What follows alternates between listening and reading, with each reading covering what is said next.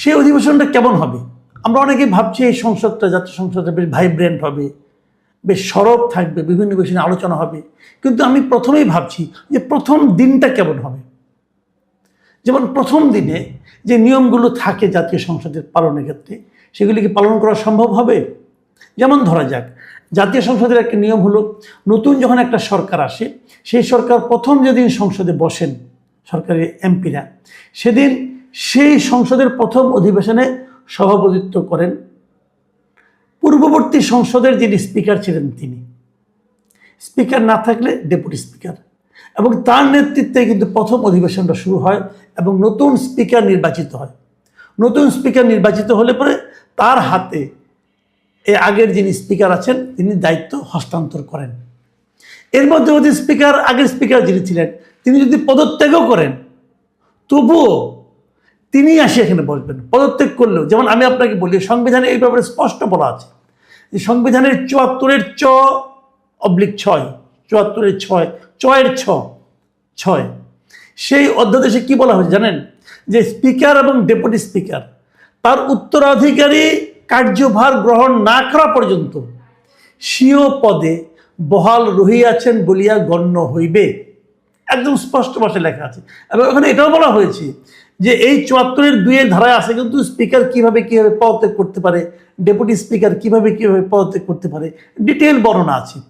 যদি পদত্যাগ উনি করেও ফেলেন, তারপরেও এটাই প্রযোজ্য যে পরবর্তী স্পিকার অথবা ডেপুটি স্পিকার দায়িত্ব না নেওয়া পর্যন্ত আগের স্পিকার, আগের ডেপুটি স্পিকার নিজ নিজ পদে আছেন, এটা ধরে নিতে হবে। তাহলে প্রথম অধিবেশনের সভাপতিত্ব কে করবে? স্পিকার করবে। কোথায় স্পিকার? আমাদের আগের সংসদের স্পিকার ছিলেন কি? উনি কোথায় এখন? ভদ্রমহিলা কোথায়? নামটা নাই বললাম। উনি কোথায় বলেন? ওনার অনুসন্ধান কেউ করেছেন?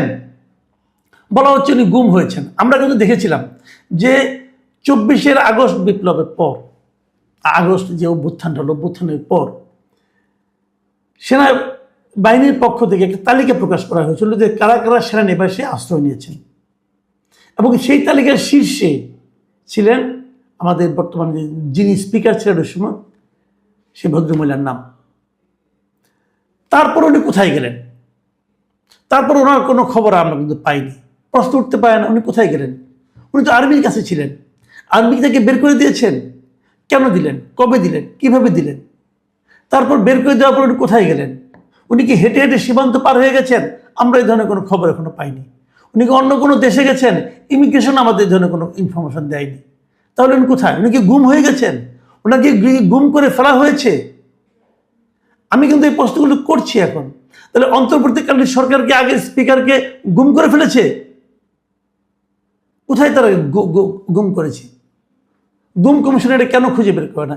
একজন লোক, তার কোনো খবর নাই, তাকে কেউ খুঁজে পাচ্ছেন না, সে কোথায় গেলেন? বের তো করতে হবে। আপনি যেমন আজকে স্পিকারে, যখন আপনি এই অনুষ্ঠানটা করবেন ১২ তারিখে, আপনি কি আগে স্পিকারকে খুঁজেছেন? আগে স্পিকারের ঠিকানায় কোনো চিঠি পাঠিয়েছেন? পাঠালে সেই চিঠির কি ভবিষ্যৎ হয়েছে, কি অবস্থা হয়েছে, চিঠি কেউ গ্রহণ করেছে? এগুলো তো আমাদের জানতে হবে ভাই। মানে গাইড জুড়ে তো আপনি সব করতে পারবেন না। আপনি বলছেন, যেমন আমি বিএনপিকে বলছি, বিএনপি ওই সংবিধান সংশোধন পরিষদের সদস্য হিসেবে শপথ নেয়নি। কেন নেয়নি? বলেছিল সংবিধানে নাই। ওকে ফাইন, সংবিধানের প্রতি আপনাদের যে ভালোবাসা, সংবিধান মানার প্রতি যে মানসিকতা, এটা আমাকে মুগ্ধ করলো। ঠিক আছে, তাহলে প্রথম অধিবেশনটা করার সময় আপনি কেন সংবিধান মানবেন না? কেন মানবেন না? স্পিকারকে খুঁজে বের করেন, কোথায় স্পিকার? আচ্ছা ঠিক আছে, স্পিকার নাই, ধরে নিলাম স্পিকার গুমই হয়ে গেছে। তাহলে স্পিকারের অনুপস্থিতিতে কি হবে? Deputy speaker. ডেপুটি স্পিকার তো গুম হয় নাই। ডেপুটি স্পিকারকে আপনি একটা মামলায় জেলে নিয়েছেন, সেই মামলায় উনি কনভিক্টেড হয়েছেন, মানে ওনার অপরাধ কি প্রমাণিত হয়েছে? ওনার বিরুদ্ধে কোনো সাজা ঘোষণা করা হয়েছে? না, কিছুই হয়নি। জাস্ট ওনাকে আপনারা আটকে রেখেছেন। তো ওনাকে জামিন দিয়ে দিলেই হয়। অথবা জামিন দিতে চান না, দিবেন না, তাহলে তো ওনাকে প্যারোলে নিয়ে আসেন সংবিধান, এই সংসদ পরিচালনার জন্য সংবিধান অনুযায়ী। সেটা করেন। আপনারা তো তাও করছেন না। তাহলে এই যে হবে এবার, এর আগে সংসদগুলো আমার স্পষ্ট মনে আছে, একটা এরকমই রক্তক্ষয়ী আন্দোলনের মাধ্যমে কিন্তু এরশাদ সরকারের পতন হয়েছিল। তারপর 91-এ যখন নাকি খালেদা জিয়ার যে সরকারের বিজয়ী হলেন, তখন খালেদা জিয়ার বিএনপির লোকজন এবং আওয়ামী লীগের লোকজন তারা যখন সংসদে বসলেন, প্রথম অধিবেশনের সভাপতিত্ব কে করেছিল? এরশাদের সংসদের যিনি স্পিকার ছিলেন সেই শামসুল হুদা চৌধুরী। তো শামসুল হুদা চৌধুরী যদি সেবার করতে পারে, তারা তো একটা আন্দোলনের মাধ্যমে গিয়েছিলেন, তখন তো কারো কোনো সমস্যা হয়নি। তো এখন এই মানসিক সমস্যাটা কেন হচ্ছে? এটা কি মানসিক সমস্যা নাকি মানসিক সংকীর্ণতা? আপনারা তো আওয়ামী লীগের রাষ্ট্রপতিকে সহ্য করছেন, তাহলে আওয়ামী লীগের স্পিকারকে সহ্য করতে পারছেন না কেন? একটা সাংবিধানিক ধারাবাহিকতা রাখেন। আমরা জানি না এটা শেষ পর্যন্ত কী পরিণত হবে।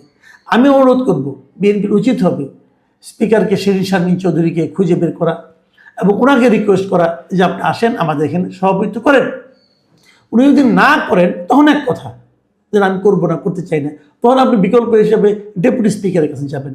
যদি উনিও না করেন যে আমি এটা করবো না সভাপতিত্ব, তখন আপনি বলতে পারেন যে আমার সময়ের প্রয়োজনে আমাকে কিছু একটা করতে হচ্ছে, সেটা এক কথা। কিন্তু সেই সময়ের সেরকম প্রয়োজনীয়তা দেখা দেয়নি, কেন করবেন না? এইগুলো একটা বিষয়। দ্বিতীয় আরেকটা বিষয় নিয়ে আলোচনা করি, সেটা হলো প্রথমে অধিবেশনে রাষ্ট্রপতি একটা ভাষণ দেবেন। যিনি আমাদের রাষ্ট্রপতি এই মুহূর্তে আছেন, উনি আওয়ামী লীগ আমলে আওয়ামী লীগের বদান্যতায় নির্বাচিত হয়েছেন। উনাকে ব্যক্তিগতভাবে অনেকে পছন্দ করেন না, নাও করতে পারেন, পছন্দ করেন না, না করেন, কিন্তু উনি তো রাষ্ট্রপতি, আপনাকে কিন্তু পদটাকে অনার করতে হবে। তো এই রাষ্ট্রপতি যে ভাষণটা দেবেন, বলা হয় রাষ্ট্রপতি ভাষণ দেবেন, কিন্তু সবসময় নিয়ম হলো ওই সময় যারা সরকারে থাকেন তারাই কিন্তু এই ভাষণটা লিখে দেন, কারণ রাষ্ট্রপতি তো প্রধানমন্ত্রীর পরামর্শ ছাড়া কোনো কিছু করতে পারেন না। কাজে এই ভাষণটা উনি কিন্তু প্রধানমন্ত্রীর পরামর্শই দিবেন। প্রধানমন্ত্রী ওখান থেকে হয়তো লিখে দেওয়া হবে, কেউ লিখে দিবেন, অথবা প্রধানমন্ত্রী দেখে দিবেন, কিছু একটা হবে যে এই ভাষণটা দিবেন। এটা নিয়েও দেখলাম সংসদে যারা বিরোধী দল হচ্ছেন, এই জামাত আর এনসিপির জোট, তাদের মধ্যে যিনি এনসিপির যিনি আহ্বায়ক নাহিদ ইসলাম, উনি আবার বিরোধী দলীয় চিফ হুইপ বটে, উনি বলেছেন যে ওনারা এই রাষ্ট্রপতি ভাষণ দিয়ে কিনে ওনারা চান না, এমনকি ওনারা রাষ্ট্রপতির ইমপিচমেন্টও করতে চান। রাষ্ট্রপতিকে রাখা চলবে না, তাকে গ্রেপ্তার করতে হবে, এটসেট্রা এটসেট্রা। তো ইমপিচমেন্ট আপনি কীভাবে করবেন যদি সংসদ শুরু না হয়? আপনার তো মাত্র 6 জন, আপনাদের 77 জন, তো 77 জন যে জন যাতে ইমপিচমেন্ট করতে পারবেন না। আবার ইমপিচমেন্ট করতে গেলে ঝামেলাটা কোথায়? আপনাকে তো কারণ দেখাতে হবে, আপনাদেরকে কেন ইমপিচ করবেন এবং সে কী কারণে ইমপিচ করা যায় সেটাও কিন্তু সেই সংবিধানে লেখা আছে। সংবিধানে বলে দেওয়া আছে যে কী কী কারণ থাকলে আপনি একজনকে ইমপিচ করতে পারেন। আমাদের সংবিধানের 52-1 অনুচ্ছেদে কি বলা হয়েছে, রাষ্ট্রপতিকে কিভাবে অভিশংসন করা যায়, আমি আপনাদের একটু পড়ে শোনাই। বলা হয়েছে, এই সংবিধান লঙ্ঘন বা গুরুতর অসদাচরণের অভিযোগে রাষ্ট্রপতিকে অভিশংসিত করা যাইতে পারিবে। ইহার জন্য সংসদের মোট সদস্যের সংখ্যাগরিষ্ঠ অংশের স্বাক্ষরে অনুরূপ অভিযোগের বিবরণ লিপিবদ্ধ করিয়া একটি প্রস্তাবের নোটিশ স্পিকারের নিকট প্রদান করিতে হইবে। স্পিকারের নিকট অনুরূপ নোটিশ প্রদানের দিন হইতে 14 দিনের পূর্বে বা 30 দিনের পর এই প্রস্তাব আলোচিত হইতে পারিবে না, এবং সংসদ অধিবেশনরত না থাকিলে স্পিকার অবিলম্বে সংসদ আহ্বান করিবেন। এর অর্থ হচ্ছে যে গুরুতর অসদাচরণের অভিযোগ আনতে হবে। আপনি কি অভিযোগ আনবেন তার বিরুদ্ধে? গুরুতর অসদাচরণটা কি করেছেন উনি, অথবা সংবিধান লঙ্ঘন যদি উনি করে থাকেন তাও বলতে পারেন। হ্যাঁ, সংবিধান লঙ্ঘন তো উনি একবারই করেছেন, এই অন্তর্বর্তীকালীন সরকারকে নিয়োগ দিয়ে। এরপর উনি যা যা করেছেন সব তো অন্তর্বর্তীকালীন সরকারের পরামর্শে করেছেন। উনি যে 133টা অধ্যাদেশ জারি করেছেন সেটা তো এই সরকারের রিকোয়েস্টে করেছেন, পরামর্শে করেছেন। তাহলে ওনাকে বিরুদ্ধে কী অভিযোগ আনবেন আপনি? এই যে বিষয়গুলো আছে না, এগুলোর সমাধান না করে কেবল গাইড জোরে বললে তো হবে না। আপনারা যখন দায়িত্বে ছিলেন, আপনারা যখন উপদেষ্টা ছিলেন, তখন আপনারা যা ইচ্ছা তাই করেছেন, সংবিধান লঙ্ঘন করেছেন বারবার। সংবিধানে লেখা আছে যে বঙ্গবন্ধু জাতির পিতা। এই নাহিদ ইসলাম বলেছে আমি বঙ্গবন্ধুকে জাতির পিতা মানি না। উনি সংবিধান সংরক্ষণের শপথ নিয়েছেন, উপদেষ্টা হয়েছেন, উপদেষ্টা হয়ে উনি বলেছেন আমি বঙ্গবন্ধুজিকে জাতির পিতা মানি না। ওনার বিরুদ্ধে সংবিধান লঙ্ঘনের মামলা হওয়া উচিত। তখন তো এটা আপনি বলতে পারেন না। আপনি সংবিধান চেঞ্জ করেন, অসুবিধা নেই কোনো। চেঞ্জ করার আগ পর্যন্ত সংবিধানে যা আছে আপনাদের একটা অক্ষর আপনারা স্বীকার করতে পারবেন না। বঙ্গবন্ধুকে জাতির পিতা না মানা, এটা কি ডক্ট্রিন অফ নেসেসিটি ছিল? ছিল না তো। আপনি গ্যাট জোরে করেছেন, বাহাদুরি দেখাতে যেয়ে করেছেন। পালন করতে দেশে কি আইন বলতে কিছু থাকবে না? আর আইনের সর্বোচ্চ আইন হলো সংবিধান। আপনি যদি সংবিধানটাকে আগে স্থগিত করে দিতেন, বাতিল করে রাখতেন, আমার এই সমস্ত বক্তব্যে কোনো আপত্তি ছিল না। আপনি সংবিধানকে সমুন্নত রাখার শপথ দেন, নিয়েই আপনি সংবিধান লঙ্ঘন করেন। এর জন্য আপনাকে শাস্তি পেতে হবে, আজ অথবা কাল পেতে হবে। দিন গুনতে থাকেন, এটাই দুনিয়ার নিয়ম। আমি এই সরকারকে বলবো, যা কিছুই করেন সংবিধান মেনে করেন, সংবিধান মেনে সংবিধানকে সংশোধন করেন, কোনো সমস্যা নাই। আপনি যে সুবিধা মতো আপনারা করেন, তাও কোনো আপত্তি নাই। কিন্তু যতক্ষণ সংশোধন না করবেন ততক্ষণ পর্যন্ত মানবেন, এটাই চলতে। আপনি যদি না মানেন, আপনারা যদি আপনাদের ইচ্ছা মতো করেন, ইচ্ছা মতো রাখেন, ইচ্ছা মতো ফেলেন, তাহলে একসময় সাধারণ মানুষই কিন্তু বলবে আমরা এই আইনটা মানি, এই আইনটা মানি না, আমাদের ভালো লাগে না, কাজে মানি না। এই ধরনের তখন একটা অরাজক পরিস্থিতি তৈরি হবে। কিন্তু প্রিয় দর্শক, এখন এই পর্যন্ত। মুক্তিযুদ্ধের নামে, শেখ মুজিবের নামে, ৭ই মার্চের নামে ফ্যাসিবাদের পুনর্বাসনের চেষ্টা করা হলে আমরা মেনে নেব না। মানে তাহলে কি ফ্যাসিবাদের পুনর্বাসন রুখতে মুক্তিযুদ্ধ, শেখ মুজিব, ৭ই মার্চ এগুলো তুলে দিতে হবে? না, ব্যাপারটা সেরকম না। কথাটা তো খুব পরিষ্কার।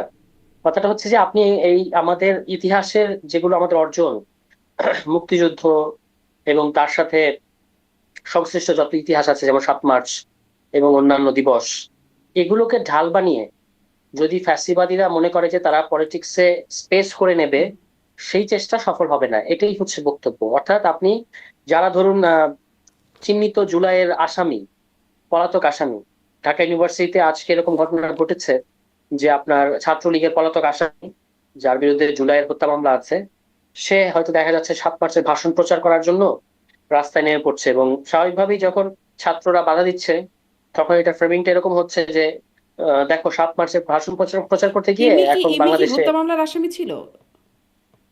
কিন্তু ইমির সাথে কারা, সেটা দেখতে হবে আপনাকে। হ্যাঁ, কিন্তু ইমির সাথে কারা? তারা ছাত্রলীগের পোস্টেড নেতা। ইমির ডাকে তারা এসেছে এবং তারা ছাত্রলীগের পোস্টেড নেতা যারা ইমির সাথে ছিল। ফলে স্বাভাবিকভাবেই ইমির এই মানে যখন এরকম একটা পরিস্থিতি, যখন এখনো আওয়ামী লীগ বা ছাত্রলীগের সন্ত্রাসীরা নানাভাবে আপনার একটা স্পেস খোঁজার চেষ্টা করছে, তখন আপনি যদি সেই স্পেস বরাদ্দ করেন তাদেরকে, হ্যাঁ, তো তাহলে তো এটা সন্দেহ করাই যাবে। আর তাছাড়া ইমির নামে হত্যা মামলা নাই ঠিকই, কিন্তু ইমি কিন্তু একসময় ছাত্রলীগ করতেন, বাট সেটা অসুবিধা নাই। সে নাগরিক হিসেবে তার সকল অধিকারের পক্ষে আমরা। কিন্তু এই যে আজকে তিনি যে কাজটা করতে চেয়েছেন, এটা তো প্রকারান্তরে আসলে ফ্যাসিস্টদেরকে একটা স্পেস করে দেওয়ার প্রক্রিয়ার মধ্যে। ৭ই মার্চের ভাষণ বাজাবে, তাতে ফ্যাসিস্টদের কেন মানে জায়গা করে দেওয়া? আমি সেটাই বললাম, আপনি দেখেন তার সাথে কারা ছিল। তার সাথে ছিল সবাই, যে দুজনকে আমরা দেখতে পেয়েছি, পরে আরো ২-৩ জন, তারা সবাই ছাত্রলীগের পদধারী ছিলেন। এবং এরা এতদিন ছাত্রলীগের সার্জিস হাসনাত, মানে সার্জিস অন্ততপক্ষে তারাই তো ছাত্রলীগের ছিলেন। তখন তো তারাও বঙ্গবন্ধুর গুণগান গাইতেন, তাই না? নিয়ে আপনার সাথে আগেও কথা হয়েছে। ছাত্রলীগের সার্জিসের কি পোস্ট ছিল, কোনো পদ ছিল? সেটা তো অনেক আগে। এরপরে তারা তো নিজেদেরকে প্রমাণ করেছেন। হাসনাতের কথা বলা হয়, হাসনাতের আসলে ছাত্রলীগের কখনো কোনো পদ ছিল না, এটা কেউ কখনো দেখাতে পারেনি। সার্জিসেরও কোনো পদ ছিল না, তারা হলে ছিলেন, এটা সত্য। কিন্তু তাদের নেতৃত্বে ঢাকা বিশ্ববিদ্যালয়, যেমন সার্জিসের নেতৃত্বে ঢাকা বিশ্ববিদ্যালয়ের ১৬ তারিখ অথবা ১৭ তারিখ, ১৬ তারিখ সম্ভবত, সবচেয়ে বড় ছাত্রদের যে মিছিলটা, সেটা হয়েছিল সার্জিস এবং হাসনাতের নেতৃত্বে। ফলে অবশ্যই তারা তো নিজেদেরকে প্রমাণ করেছে। ছাত্রলীগের সবাইকেই যে আমরা মানে বাংলাদেশে থাকতে দেবো না, আমরা তো কোনোদিন এই কথা বলি নাই। আপনি যদি কোটা আন্দোলনে ছাত্রলীগের অনেকেই ছিল, মানে নিম্ন পদস্থ কিংবা ছাত্রলীগের শেল্টারে থাকে, এরকম অনেকেই ছিল।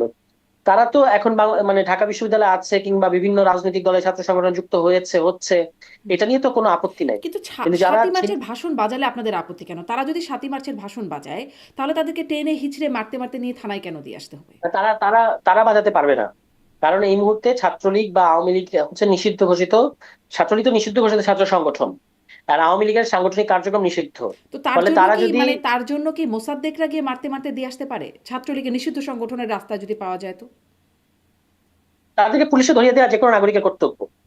তাদেরকে পুলিশে ধরিয়ে দেওয়া মানে যারা তাই হলো নাকি? আপনার নিষিদ্ধ ঘোষিত ছাত্র সংগঠনের, অবশ্যই আমি যদি একটা জুলাইয়ের একজন ক্রিমিনালকে আমার আশেপাশে পাই, আমি তো চেষ্টা করবো তাকে মারতে পুলিশের হাতে মারতে নিয়ে সোপর্দ গিয়ে করার। পুলিশের কাছে দিয়ে আসা টেনে হিচড়ে? না, মারামারি হয়েছে কিনা আমি জানি না, সেখানে মারধর করাটা অবশ্যই অবশ্যই অনুচিত হবে। হয়েছে। হ্যাঁ। কিন্তু হ্যাঁ, মারধরের ওই অংশটুকু আমি হয়তো সমর্থন করবো না, কিন্তু এর বাইরে বাকি যে প্রক্রিয়া, অর্থাৎ তাদেরকে পুলিশ পর্যন্ত, কারণ তারা তো একটা আনরেস্ট তৈরি করতে চাচ্ছে এবং তারা এই 7 মার্চ কিংবা মুক্তিযুদ্ধের আবেগটাকে পুঁজি করে তারা আসলে একটা আনরেস্ট তৈরি করতে চাচ্ছে, ফলে অবশ্যই মুক্তিযুদ্ধের এই এক্ষেত্রে আবেগটা নিয়ে সতর্কতা। আপনারা কি কিছু করলেন? মানে ৭ই মার্চের তো একটা আবেগ আছে, একটা ঐতিহাসিকতা আছে। সেটা নিয়ে তো আপনারা কিছু কি করলেন? আমরা এই যে গত 2 মার্চ যখন আপনার পতাকা উত্তোলন দিবস গেল, আমরা কিন্তু সেটা উদযাপন করেছি। ৭ মার্চ? আমরা 7 মার্চেরও আমরা এটা ইতিহাসের যতটুকু এটার প্রাপ্য বা ইতিহাসের যেখানে এটা অবস্থান করে অবশ্যই সেটাকে আমরা ইতিহাসের অংশ মনে করি, কিন্তু এই মুহূর্তে 7 মার্চকে উদযাপন করার তো একটা আলাদা রাজনৈতিক মানে আছে। এটার থেকে তো আমরা মানে আহ, কি বলবো যে অসচেতন না। মানে ৭ই হ্যাঁ, মার্চকে ফলে উদযাপন করলে আলাদা রাজনৈতিক মানে হবে? সেটি একটা ইতিহাসের একটা মানে নিজস্ব কোনো জায়গা নাই? সেটি একটা রাজনৈতিক মানে হয়ে যাবে যদি উদযাপন করা হয়? অবশ্যই আছে, কিন্তু যখন এখনো আমাদের আমাদের ভাইদের রক্ত ঝরছে, যে যিনি বলেছেন যে আমরা আমাদের শত্রুর সাথে ইনসাফ করব, তাকেও মেরে ফেলা হয়েছে, ছাত্রলীগ আওয়ামী লীগের লোকজনই মারছে, তখন তো 7 মার্চ আমরা মানে প্রচার এত নিরীহ ভাবে প্রচার করলে হবে না। এটা তো একটা খুব মানে নাইভ স্টেপ হবে যে আমরা সবকিছু থেকে দূরে রেখে আলাদা করে একটা 7 মার্চ উদযাপন করবো। 7 মার্চ এগুলোর সাথে জড়িয়ে আছে, এবং বিশেষত যখন 7 মার্চকে সংবিধানের মধ্যে যুক্ত করার মধ্য দিয়ে শেখ হাসিনা এটাকে যখন তফসিলে যুক্ত করলেন তার মানে অবৈধ প্রক্রিয়ায়, সেটা করার মধ্য দিয়ে কিন্তু মানে আমাদের সংবিধানকে এক ধরনের আমি বলবো যে দলীয়করণ করেছেন তিনি। হুম। কারণ 7 মার্চটা বাংলাদেশে এটা আওয়ামী লীগই এটাকে ঘটা করে তাদের রাজনৈতিক পুঁজি হিসেবে পালন করে এসেছে, তো সেটাকে যখন আপনি একটা জাতিসংঘ সংবিধানের এটাকে মধ্যে যুক্ত করেন, রেকগনিশন দিয়েছে। অফকোর্স আমি তো না করছি না, আমি তো অস্বীকার করছি না, কিন্তু আপনি তো এটাকে নিয়ে যে 17 বছর যে রাজনীতি করেছেন এবং এটা থেকে যে ফায়দাটা নিয়েছেন, আপনার সমস্ত অগণতান্ত্রিক শাসন, সমস্ত অগণতান্ত্রিক সিদ্ধান্ত এবং স্বৈরাচারী সিদ্ধান্ত আপনি এই সমস্ত ইতিহাসের এই সমস্ত উপাদানকে ঢাল বানিয়েছেন, এগুলোকে ঢাল বানিয়ে তারপর করেছেন। ফলে স্বাভাবিকভাবেই সেগুলো যতদিন পর্যন্ত নিউট্রালাইজ হচ্ছে না, ততদিন পর্যন্ত এই উদযাপন করাকে বা এই যে 7 মার্চের ভাষণ প্রচার করাকে খুব নিরীহ ব্যাপার হিসেবে দেখার সুযোগ নাই। একটা সময় এসে এটা যখন আমরা হুম। এটা কি বলে যে রিকনসিলিয়েশন এন্ড রিডেমশন প্রসেসটা সম্পূর্ণ করতে পারবো, তখন নিঃসন্দেহে আমরা আমাদের সমস্ত জাতীয় দিবসকে সমান গুরুত্ব দিয়ে উদযাপন করবো। কিন্তু এখন একটা বিশেষ এই জন্য পরিস্থিতিতে এখন আমরা আছি। জাতীয় দিবস থেকে এটাকে তুলে দেওয়া হয়েছে। এটা অবশ্য ডক্টর ইউনূস সরকারের আমলে করা হয়েছে। এটা তো কোনো জাতীয় দিবস না। হুম। ছিল 7 তো। মার্চ কি কোনো জাতীয় দিবস? ছিল তো, সেটাকে তুলে না, দেওয়া এটা হয়েছে। এটা এটা একটা এটা হ্যাঁ, এটা শেখ হাসিনা করেছিলেন, কিন্তু এর আগে এটা কখনো জাতীয় দিবস ছিল না। হুম। আমরা যখন ছোটবেলায় আমরা কি ছোটবেলায় মুক্তিযুদ্ধের বিভিন্ন দিবসকে শ্রদ্ধা জানাই নাই? জানিয়েছি, কিন্তু 7 মার্চকে আমরা ঐতিহাসিক দিবস হিসেবে স্মরণ করেছি সব সময়। কিন্তু এটাকে জাতীয় দিবস করা হয়েছে আওয়ামী লীগের আমলে, এবং আওয়ামী লীগের সিদ্ধান্তগুলো অবশ্যই ছিল আওয়ামী লীগের নিজস্ব রাজনৈতিক ক্যালকুলেশন অনুযায়ী। ফলে সেটার ব্যাপারে তো এখনকার এই আচ্ছা। ভিন্ন মানে যেহেতু পরিস্থিতিতে আওয়ামী লীগ এতদিন ডেফিনেটলি সেটিকে একটা ক্যালকুলেশনে রাজনৈতিক ক্যালকুলেশন ব্যবহার করেছে, সেজন্য এখন আর সেটিকে আপাতত করা যাবে না। আপাতত করা যাবে না। আচ্ছা। আপনি রাইটলি আপাতত শব্দটা ব্যবহার করেছেন, আপনাকে ধন্যবাদ। আচ্ছা, আচ্ছা, ঠিক আছে। আপাতত করা যাবে না।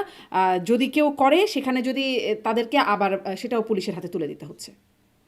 অবশ্যই অবশ্যই, যদি সেখানে ক্রিমিনাল থাকে, জুলাই হত্যা মামলার আসামি থাকে, তাকে তো অবশ্যই পুলিশের হাতে তুলে দিতে হবে। অনেক আসলে আরো অনেক আসামিরাই ঘুরে বেড়াচ্ছে। আপনারা কি সবাইকে এরকম তুলে দেওয়ার দায়িত্ব মানে তুলে দেওয়ার দায়িত্ব সবাই হাতে নিবে এখন আসামি দেখলে? না, সবাই সবাই হাতে নেবে না, ব্যাপারটা এরকম না। আমি যেটা বললাম যে যেমন ঢাকা বিশ্ববিদ্যালয় এলাকায় ছাত্রলীগের পদধারী যারা যারা জুলাইয়ের হত্যা মামলার আসামি, তাদেরকে তো ওই ছাত্ররা চেনে। হুম, ফলে তারা যখন তাকে শনাক্ত করতে পেরেছে, হ্যাঁ, তখন তো তাকে ধরিয়ে দেওয়াটা দেবেই, আচ্ছা, এটা খুব স্বাভাবিক। আচ্ছা। এবং আপনি করছেন আবার শাহবাগ খানার সামনে। হুম, হুম। হ্যাঁ, মানে মানে মানে সে মানে আমি নিজেই তো এই শাহবাগ চিন্তা খানার সামনে। করছিলাম যে যদি এরকম সবাই এখন অনেকেই মামলার আসামি ঘুরে বেড়াচ্ছেন যাদের এভাবে যদি সবাই ধরে ধরে মেরে মেরে পুলিশের হাতে দিতে থাকেন তাহলে আসলে পরিস্থিতিটা কেমন হবে সেটিও একটু ভিজুয়ালাইজ না করার না না, চেষ্টা সেটা করছিলাম। সেটার কথা বলা হয় নাই। পুলিশের দায়িত্ব আসামিরা কোথায় আছে সেটা শনাক্ত করে ধরা, এটা এখানে অন্য কারোর কোনো সুযোগ নাই। কিন্তু যদি আমার সামনে বা আমাদের সামনে এরকম চিহ্নিত কোনো সন্ত্রাসী আমরা জানি যে অমুক বাড়িতে আছে, তখন পুলিশকে ইনফর্ম করা তো আমাদের নাগরিক হ্যাঁ, দায়িত্ব। পুলিশকে আপনি ইনফর্ম যদি করা, জানেন যে হ্যাঁ, পুলিশকে ইনফর্ম করা যেতে পারে, কিন্তু মারতে মারতে নিয়ে গেল এবং পুলিশ তাদেরকে ধরলো, না যারা না, মারতে আমি তো মারতে বললাম যে নিয়ে গেল মারা, টেনে হিচড়ে নিয়ে গেল তাদেরকে হ্যাঁ, কিন্তু কিছু বললো না। এটা পুলিশ বলতে পারবে। পুলিশের উচিত আচ্ছা। হচ্ছে প্রত্যেক নাগরিককে, এমনকি যারা অপরাধী, তাদেরও মানে মানবাধিকার রক্ষা করা, এটা পুলিশের দায়িত্ব এবং আদালতের দায়িত্ব, এটা রাষ্ট্রের দায়িত্ব। তাহলে সেটা আপনারা কি বলবেন যে যারা আসলে এই টেনে হিচড়ে নিয়ে গেল বা মারধর করলো তাদেরকে পুলিশ যেন তাদের বিরুদ্ধে আইনি ব্যবস্থা নেয়? না, আপনি আপনি মানে ঘটনা বাদ দিয়ে ঘটনার প্রতিক্রিয়া নিয়ে যদি বেশি মনোযোগ দেন তাহলে তো হবে না। না, আগে তো মূল প্রতিক্রিয়াটাও ঘটনাটা তো দেখতে আইনি হবে হতে যে হবে, তাই না? বেআইনি প্রতিক্রিয়া কি হওয়া যাবে? বেআইনি প্রতিক্রিয়া হবে না, কিন্তু ঢাকা বিশ্ববিদ্যালয় এলাকায় আপনি জানেন যে ঢাকা বিশ্ববিদ্যালয় এলাকায় শিক্ষার্থীদের এক ধরনের স্বায়ত্তশাসন রয়েছে, এবং সেখানে যদি তারা তাদেরই পূর্বতন সহপাঠী কোনো আসামিকে ফ্রিলি মুভ করতে দেখে, তাহলে স্বাভাবিকভাবে তারা সংক্ষুব্ধ হয়। ঘটনাগুলোকে সে কারণেই দেখতে হবে। ইতিপূর্বে ঢাকা বিশ্ববিদ্যালয় অনেক সময় অনেক গুরুত্বপূর্ণ রাষ্ট্রপ্রধান কিংবা রাষ্ট্রের গুরুত্বপূর্ণ পদধারী ব্যক্তিদের কিন্তু ছাত্ররা ঢুকতে দেয়নি, আপনি জানেন তো। সেগুলো কিন্তু অ্যাপারেন্টলি বেআইনি। মানে আপনি যদি তর্ক করতে চান তাহলে সেটা অবশ্যই বেআইনি তাহলে ঘটনা হ্যাঁ, হ্যাঁ, ঘটেছে, হুম। কিন্তু ছাত্ররা তো রাজনৈতিক অ্যাক্টর, পলিটিক্যাল অ্যাক্টর, ফলে তারা কিছু পলিটিক্যাল মুভ নিবে, এটাও স্বাভাবিক, এটাও আমাদেরকে খেয়াল রাখতে হবে। আচ্ছা, আপনার অবস্থান স্পষ্ট। আমি একটু আরো কিছু আমার অবস্থা বিষয়, সবসময় স্পষ্ট সব জি, বিষয়ে। জি, আপনি যা বলছেন সেটি স্পষ্ট, মানে সেটি এখন মানুষের গ্রহণ করার জায়গাটা, মানুষ কিভাবে গ্রহণ করছে সেটা তাদের উপরে, তারা নিশ্চয়ই এটাকে বিবেচনা করবেন। আপনার আপনার অবস্থানটা আপনি স্পষ্ট করেছেন। আমি একটু কথা বলতে চাই যে আহ, সম্প্রতি এটি নিয়ে আপনি কথা বলেছেন, অবশ্য আমি গণমাধ্যমে আপনাকেও কথা বলতে দেখেছি, ফলে আমি শুনেছি, কিন্তু তারপরেও আপনার কাছে আমি আমার অনুষ্ঠানের মাধ্যমে আরেকবার একটু খুব সংক্ষেপে শুনতে চাই যে সম্প্রতি রিজওয়ানা হাসান, সাবেক উপদেষ্টা, তার বক্তব্য নিয়ে আপনাদের জোটসঙ্গী জামাতে ইসলাম বলছেন যে তিনি ইলেকশন ইঞ্জিনিয়ারিংয়ের জন্য তাকে রাজসাক্ষী হিসেবে তাকে পেয়ে গেছি, এবং তার সাথে সাথে খলিলুর রহমানকেও দায়ী করছেন। আপনারা আসলে মানে আপনার দলের কোনো অবস্থান আছে কিনা যে তাকে কেন আপনার জোটসঙ্গী রাজসাক্ষী বলছে, তার বক্তব্যে রাজসাক্ষী বলবার মতো বিষয় আছে কিনা? না, একটা হলো যে আমাদের তো দলীয় অবস্থান নাই, এটা পরিষ্কার। এই জায়গা থেকে আমরা আমাদের দলের পক্ষ থেকে এই ইস্যুটাকে অ্যাড্রেস করা হয়নি, করা হয়েছে। না। তার মানে এটাকে আমরা ইস্যু হিসেবে এটাকে আমরা পিক করছি না। আমরা তো প্রতিদিনই বিভিন্ন রাজনৈতিক ঘটনা বা প্রধান প্রধান ঘটনাগুলোর বিপক্ষে, এই যেমন আপনি একটু আগে শুরু করলেন যে আমাদের আহ্বায়কের যে বক্তব্য দিয়ে, মানে যেটা আমাদের কাছে রাজনৈতিকভাবে গুরুত্বপূর্ণ আমরা সেটাকে অ্যাড্রেস করি প্রতিদিন নানা কর্মসূচি এবং বক্তব্যের মধ্য দিয়ে। যেহেতু এই স্পেসিফিক ঘটনাটাকে আমাদের দলের তরফ থেকে অ্যাড্রেস করা হয় নাই, তার মানে আমরা মনে করছি না যে এই বিষয়ে দলীয় অবস্থান জানানোর প্রয়োজন আছে। এর পাশাপাশি আমি নিজে মন্তব্য করেছি একটা প্রোগ্রামে, আপনি দেখেছেন, একটা টক শোতে। সেখানে আমি পরিষ্কার বলেছি যে এই বক্তব্যের অন্য সমালোচনা হতে পারে, কারণ উগ্রবাদ, মৌলবাদ, এই যে শব্দগুলো, এগুলোর নানা ধরনের রাজনৈতিক মানে আছে। এগুলো নিয়ে সেই 9/11-এর পর থেকে একাডেমিক এবং বুদ্ধিবৃত্তিক অঙ্গনে যে বেশ ক্রিটিক্যাল চর্চা আছে, সেটা অন্য বিষয়। মানে মৌলবাদ জুজুর তৈরি করার মধ্য দিয়ে কোনো অগণতান্ত্রিক শাসন, আপনি দেখবেন যে আমাদের দেশে অগণতান্ত্রিক শাসন থাকার পেছনে একটা প্রধান যুক্তি ছিল যে না, আদারওয়াইজ মৌলবাদ চলে আসবে। ফলে আমরা সেই রাজনীতি বিরোধিতা করেছি অতীতে, সেটা এক ব্যাপার। কিন্তু প্রধান বিগত সরকারের উপদেষ্টা এবং অত্যন্ত পাওয়ারফুল উপদেষ্টা রিজওয়ানা আপার যে বক্তব্যটাকে নিয়ে ইলেকশন ইঞ্জিনিয়ারিং এর প্রমাণ হিসেবে হাজির করা হচ্ছে, আমি মনে করি যে এটা সেরকম কোনো বক্তব্য উনি দেন নাই। তার কথাটাকে এখানে একটু মিস ইন্টারপ্রেট করা হচ্ছে। তিনি বলতে চেয়েছেন যে যারা রক্ষণশীল যে গোষ্ঠী, যারা নারীর বিরোধী কিংবা বিভিন্ন স্থাপনায় হামলা করেছে, তারা চেষ্টা করেছে, কারণ গণতান্ত্রিক স্পেস যখন উন্মুক্ত হয়ে গেছে তখন এটার সুযোগও কোনো কোনো রেডিক্যাল গোষ্ঠী নেওয়ার চেষ্টা করেনি তা না, কিন্তু আমরা তাদেরকে মেইনস্ট্রিম হতে দেই নাই। এর সাথে জামায়াত ইসলামীর কোনো সম্পর্ক নাই কিংবা নির্বাচনের কোনো সম্পর্ক নাই। কিন্তু যখন সাংবাদিক এই বিরোধী দল শব্দটা মানে কথার মধ্যেই ঢুকিয়ে দিয়েছে, তখন একটা কনফিউশন তৈরি হয়েছে যে যেন ওই ওই উগ্রবাদী বা ওই গোষ্ঠীগুলো দ্বারা জামায়াত ইসলামীকে বোঝানো হচ্ছে। আসলে সাংবাদিক বলছেন রিজওয়ানা তাদের আপা, মধ্যে একটা পার্ট বিরোধী দলেও আছে। তখন সৈয়দা হ্যাঁ, রিজওয়ানা হাসান বলছেন যদি থেকেও থাকে, আমার এটা আপনার হচ্ছে কাজ হবে ফিগার অফ তাদের স্পিচ। রাজনীতির যতটুকু অংশ নারী বিদ্বেষী ততটুকুকে, মানে সেইটুকুর বিরুদ্ধে কাজ এই করা। কথার সাথে তো এই কথার তো কোনো কোনো সমস্যা নাই। মানে না। যদি সেটা যেই হোক, কোনো রাজনৈতিক দল হোক কিংবা অন্য কোনো শক্তি হোক, যেগুলো গণতান্ত্রিক উপাদানের বিরুদ্ধে যে ব্যাপারগুলো আছে, সেটা কোনো ধর্মবাদী দলই হতে হবে নেসেসারিলি না, এটা কোনো জাতীয়তাবাদী দলও হতে পারে। যদি তাদের কোনো বিষয় স্পেসিফিক ভাবে সমাজ এবং রাষ্ট্রের জন্য ক্ষতিকর হয়, তাহলে সেই স্পেসিফিক বিষয়গুলো নিয়ে আমাদের কাজ করতে হবে, এটা ছিল তার বক্তব্য। এবং আমরা অন্তর্বর্তী সরকারের আমলে এই যে নারী শক্তি বিরোধী কিংবা আপনার এই যে যারা বিভিন্ন স্থাপনায় হামলা করেছে, তাদেরকে কিন্তু আমরা মেইন স্ট্রিম হতে দেই নাই। আমরা নানা সীমাবদ্ধতার মধ্যে তাদেরকে কন্টেইন করেছি বা তাদেরকে আমরা প্রতিহত করেছি, তাহলে মানে এটা ছিল তার বক্তব্য। এইরকম অভিযোগ দেবার মতো কিছু আপনি খুঁজে পাচ্ছেন না যে ইলেকশন ইঞ্জিনিয়ারিং এর সাথে জড়িত করে তার বিরুদ্ধে যে তদন্ত চাওয়া হচ্ছে বা রাজসাক্ষী, এটার কোনো এলিমেন্ট নাই বা ভিত্তি নাই? না, তার ওই বক্তব্য থেকে এরকম কোনো আচ্ছা, সিদ্ধান্ত ড্র তাহলে করা কেন যায় না, এটা আমার কি মতামত। মনে হয় যে মানে জামাত, আপনাদের জোটসঙ্গী জামাত কেন গায়ে পড়ে নারী বিদ্বেষী উগ্রবাদীদের যে ট্যাগটা সেটা নিজের গায়ে নিয়ে আসলো, যে তাদেরকেই এটাও বলা তো তারা হচ্ছে? দিতে পারবে, এটা তারা দিতে পারবে, হুম। এটা তারা দিতে পারবে। এবং আমি মনে করি যে এখানে এই ইস্যুটা তারা ভুলভাবে যদি পিক করে, তাহলে আসলে এটা রাজনৈতিক ক্ষতিই হবে, তাদের নিজেদের নাকি রাজনৈতিক আসলে ক্ষতি তারা হবে। তাই এই জন্য তাদের গায়ে লাগলো? না, সেরকম না। আমার কাছে মনে হয় সেরকম না। কেউ কি নিজে থেকে বলে যে আমি হচ্ছে অগণতান্ত্রিক শক্তি, কিংবা মানে আমি ওখানে হচ্ছে কে অমুক রে, শক্তি? ঠাকুর ঘরে কে রে, আমি কলা খাই না টাইপের অবস্থা নাকি? না, এটা আপনি বলতে পারেন, মানে এটা একটা মানে স্টাইল, মানে ডিডাকশন স্টাইল, যে আমি যেহেতু এরকম সেহেতু এরকম, এটা হুম। বলা যাবে। হুম। কিন্তু আমি মনে করি যে এখানে রেজওয়ানা আপার বক্তব্য যেমন মিস ইন্টারপ্রেট করা হয়েছে, সে এটা জামায়াত ইসলামীও এটা ভুলভাবে পিক করেছে, বা তারা হয়তো এটা নিজেদের দিকে না নেওয়াটাই ভালো হবে। কারণ এটা আসলে তাদেরকে উদ্দেশ্য করে বলা হয়নি। আমি পরবর্তীতে ওনার সাথে কথাও বলেছি, উনি আরো আমাকে এক্সপ্লেইন করেছেন। উনি বলেছেন যে না, এটা আসলে ওরকম কোনো ইন্টেনশন থেকে বলা হয় নাই, এটা মানে কার সম্পূর্ণভাবে সাথে, রিজওয়ানা মিসফায়ারিং হাসানের সাথে হচ্ছে। কথা হয়েছে? জি, আমি তাকে আচ্ছা, জিজ্ঞেস করেছি জামাতের যে কারোর সাথে কথা হয়েছে? তারাও তো আপনাদের জোট সঙ্গী। হুম, আমি তাদের কয়েকজন নেতাকে জিজ্ঞেস হ্যাঁ। করেছি যে এটা হুম। হুম। আসলে ব্যাপারটা কি। তখন তারা তারা তাদের মতো করে একটা ব্যাখ্যা দিয়েছে। কি আমি ব্যাখ্যা? বোঝানোর চেষ্টা করেছি যে এটা তারা কি ব্যাখ্যা দিয়েছে? তারা মনে করছে যে তাদেরকে এখানে নির্বাচনে একটা ইঞ্জিনিয়ারিং করে হুম। হারানো হয়েছে। নির্বাচনে যে ইঞ্জিনিয়ারিং এর ব্যাপার, এটা কিন্তু, এই অভিযোগ কিন্তু আমাদের আছে যে সূক্ষ্ম পর্যায়ে ইঞ্জিনিয়ারিং হয়েছে, এবং এই অভিযোগ কিন্তু আমাদের আছে। কিন্তু আমি বলছি যে রিজওয়ানা আপার ওই বক্তব্য থেকে এই সিদ্ধান্ত ড্র করা যায় না, এর ফলে মিসফায়ারিং করা যাবে না। হুম। মানে তাহলে যেমন কি এটি এটি জামাতের খলিলুর রহমানের যে অপকৌশল? ইস্যুটা, খলিলুর রহমানের যে ইস্যুটা, তিনি অন্তর্বর্তী সরকারের উপদেষ্টা ছিলেন, এবং ফ্ল্যাগের গাড়ি নিয়ে তিনি ওই দক্ষিণ প্লাজায় ঢুকলেন শপথের দিন, হুম। আবার আরেকটা ফ্ল্যাগ দিয়ে তিনি বের হলেন। এইটা তো সিরিয়াস কনফ্লিক্ট অফ ইন্টারেস্ট হিসেবে আমরা মনে করি, এবং হুম। আমরা এটা বলেছি। তার যোগ্যতা বা তার ক্যাপাসিটি নিয়ে কোনো প্রশ্ন করছে না, কিন্তু প্রশ্নটা হচ্ছে যে এই যে আপনি আসিফ মাহমুদ এবং মাহফুজকে নিয়ে যেটা বলার চেষ্টা করলেন, মানে আপনি মানে বিএনপি এবং হুম। এরা হুম। অন্যরা, যে যে কিভাবে তারা সরকারে থাকলে তো এটা কনফ্লিক্ট অফ ইন্টারেস্ট ইত্যাদি ইত্যাদি, পুরো একটা বছরই কথাটা বলা হয়েছে। তারা তো তফসিলের আগেই পদত্যাগ করলেন। আসিফ নির্বাচনই করেন নাই, মাহফুজ দলেই আসেন নাই। তো এটাকে আপনারা এত বড় ইস্যু করলেন, মানে যারা হুম। করেছে। অন্যদিকে এই এই খলিলুর রহমান মানে শপথ নেওয়ার আগ পর্যন্ত একটা সরকারের অংশ ছিলেন, মানে অন্তর্বর্তী সরকারের অংশ ছিলেন, আবার তিনি পরের সরকারের অংশ হয়ে গেলেন। এটার বিএনপির ব্যাখ্যা কি? বিএনপি কিন্তু এটার ব্যাপারে কোনো ব্যাখ্যা দেয় না। জি, আর সেটার ভিতরে আমরা আসলে কোনো ব্যাখ্যা পাই নাই যে কোন ব্যাখ্যায় সেটি করা হচ্ছে। বিএনপির কাছ থেকে আসলে এই ব্যাখ্যাগুলো পাওয়া যাচ্ছে না, যে বিভিন্ন রদবদলে কোনটা কোন ব্যাখ্যায় করছে সেটি কোনোটাই পাওয়া যাচ্ছে না। আমি যেহেতু আপনাদের জোটসঙ্গী জামাত, ফলে এই আপনি প্রশ্নটা এদিকে একটু বেশি মনোযোগ দিলে ভালো হবে। কোন দিকে? এই যে বিএনপি যে ব্যাখ্যাহীন একটা অবস্থায় আছে, হ্যাঁ, এবং বিএনপির এই সাথে যে কথা নিয়োগ বলার যেগুলোর সুযোগ কথা যখন আপনি, হয় তখন এই প্রশ্নটা সবসময় করি ভেরি যে ইম্পর্টেন্ট। যে কেন আসলে এই বিষয়ে ব্যাখ্যা দিচ্ছে না, জবাবদিহিতাটা আসলে জায়গাটা কোথায় থাকছে, সেই ব্যাখ্যাটা নিশ্চয়ই আমরা তখন করি। এই জন্য আপনি যেহেতু আছেন, আপনাদের বিষয়গুলোর জবাবদিহিতা আপনার কাছে জানার চেষ্টা করছি, বা আপনাদের জোট সঙ্গীদের বিষয়টাও আপনারা কীভাবে দেখছেন সেটি একটু জানবার চেষ্টা করছি। আপনি কি মনে করেন যে আমাদের সাথে জোট করে এখন নির্বাচনের পরবর্তী রাজনীতি থেকে আপনারা লাভবান হচ্ছেন নাকি ক্ষতিগ্রস্ত হচ্ছেন?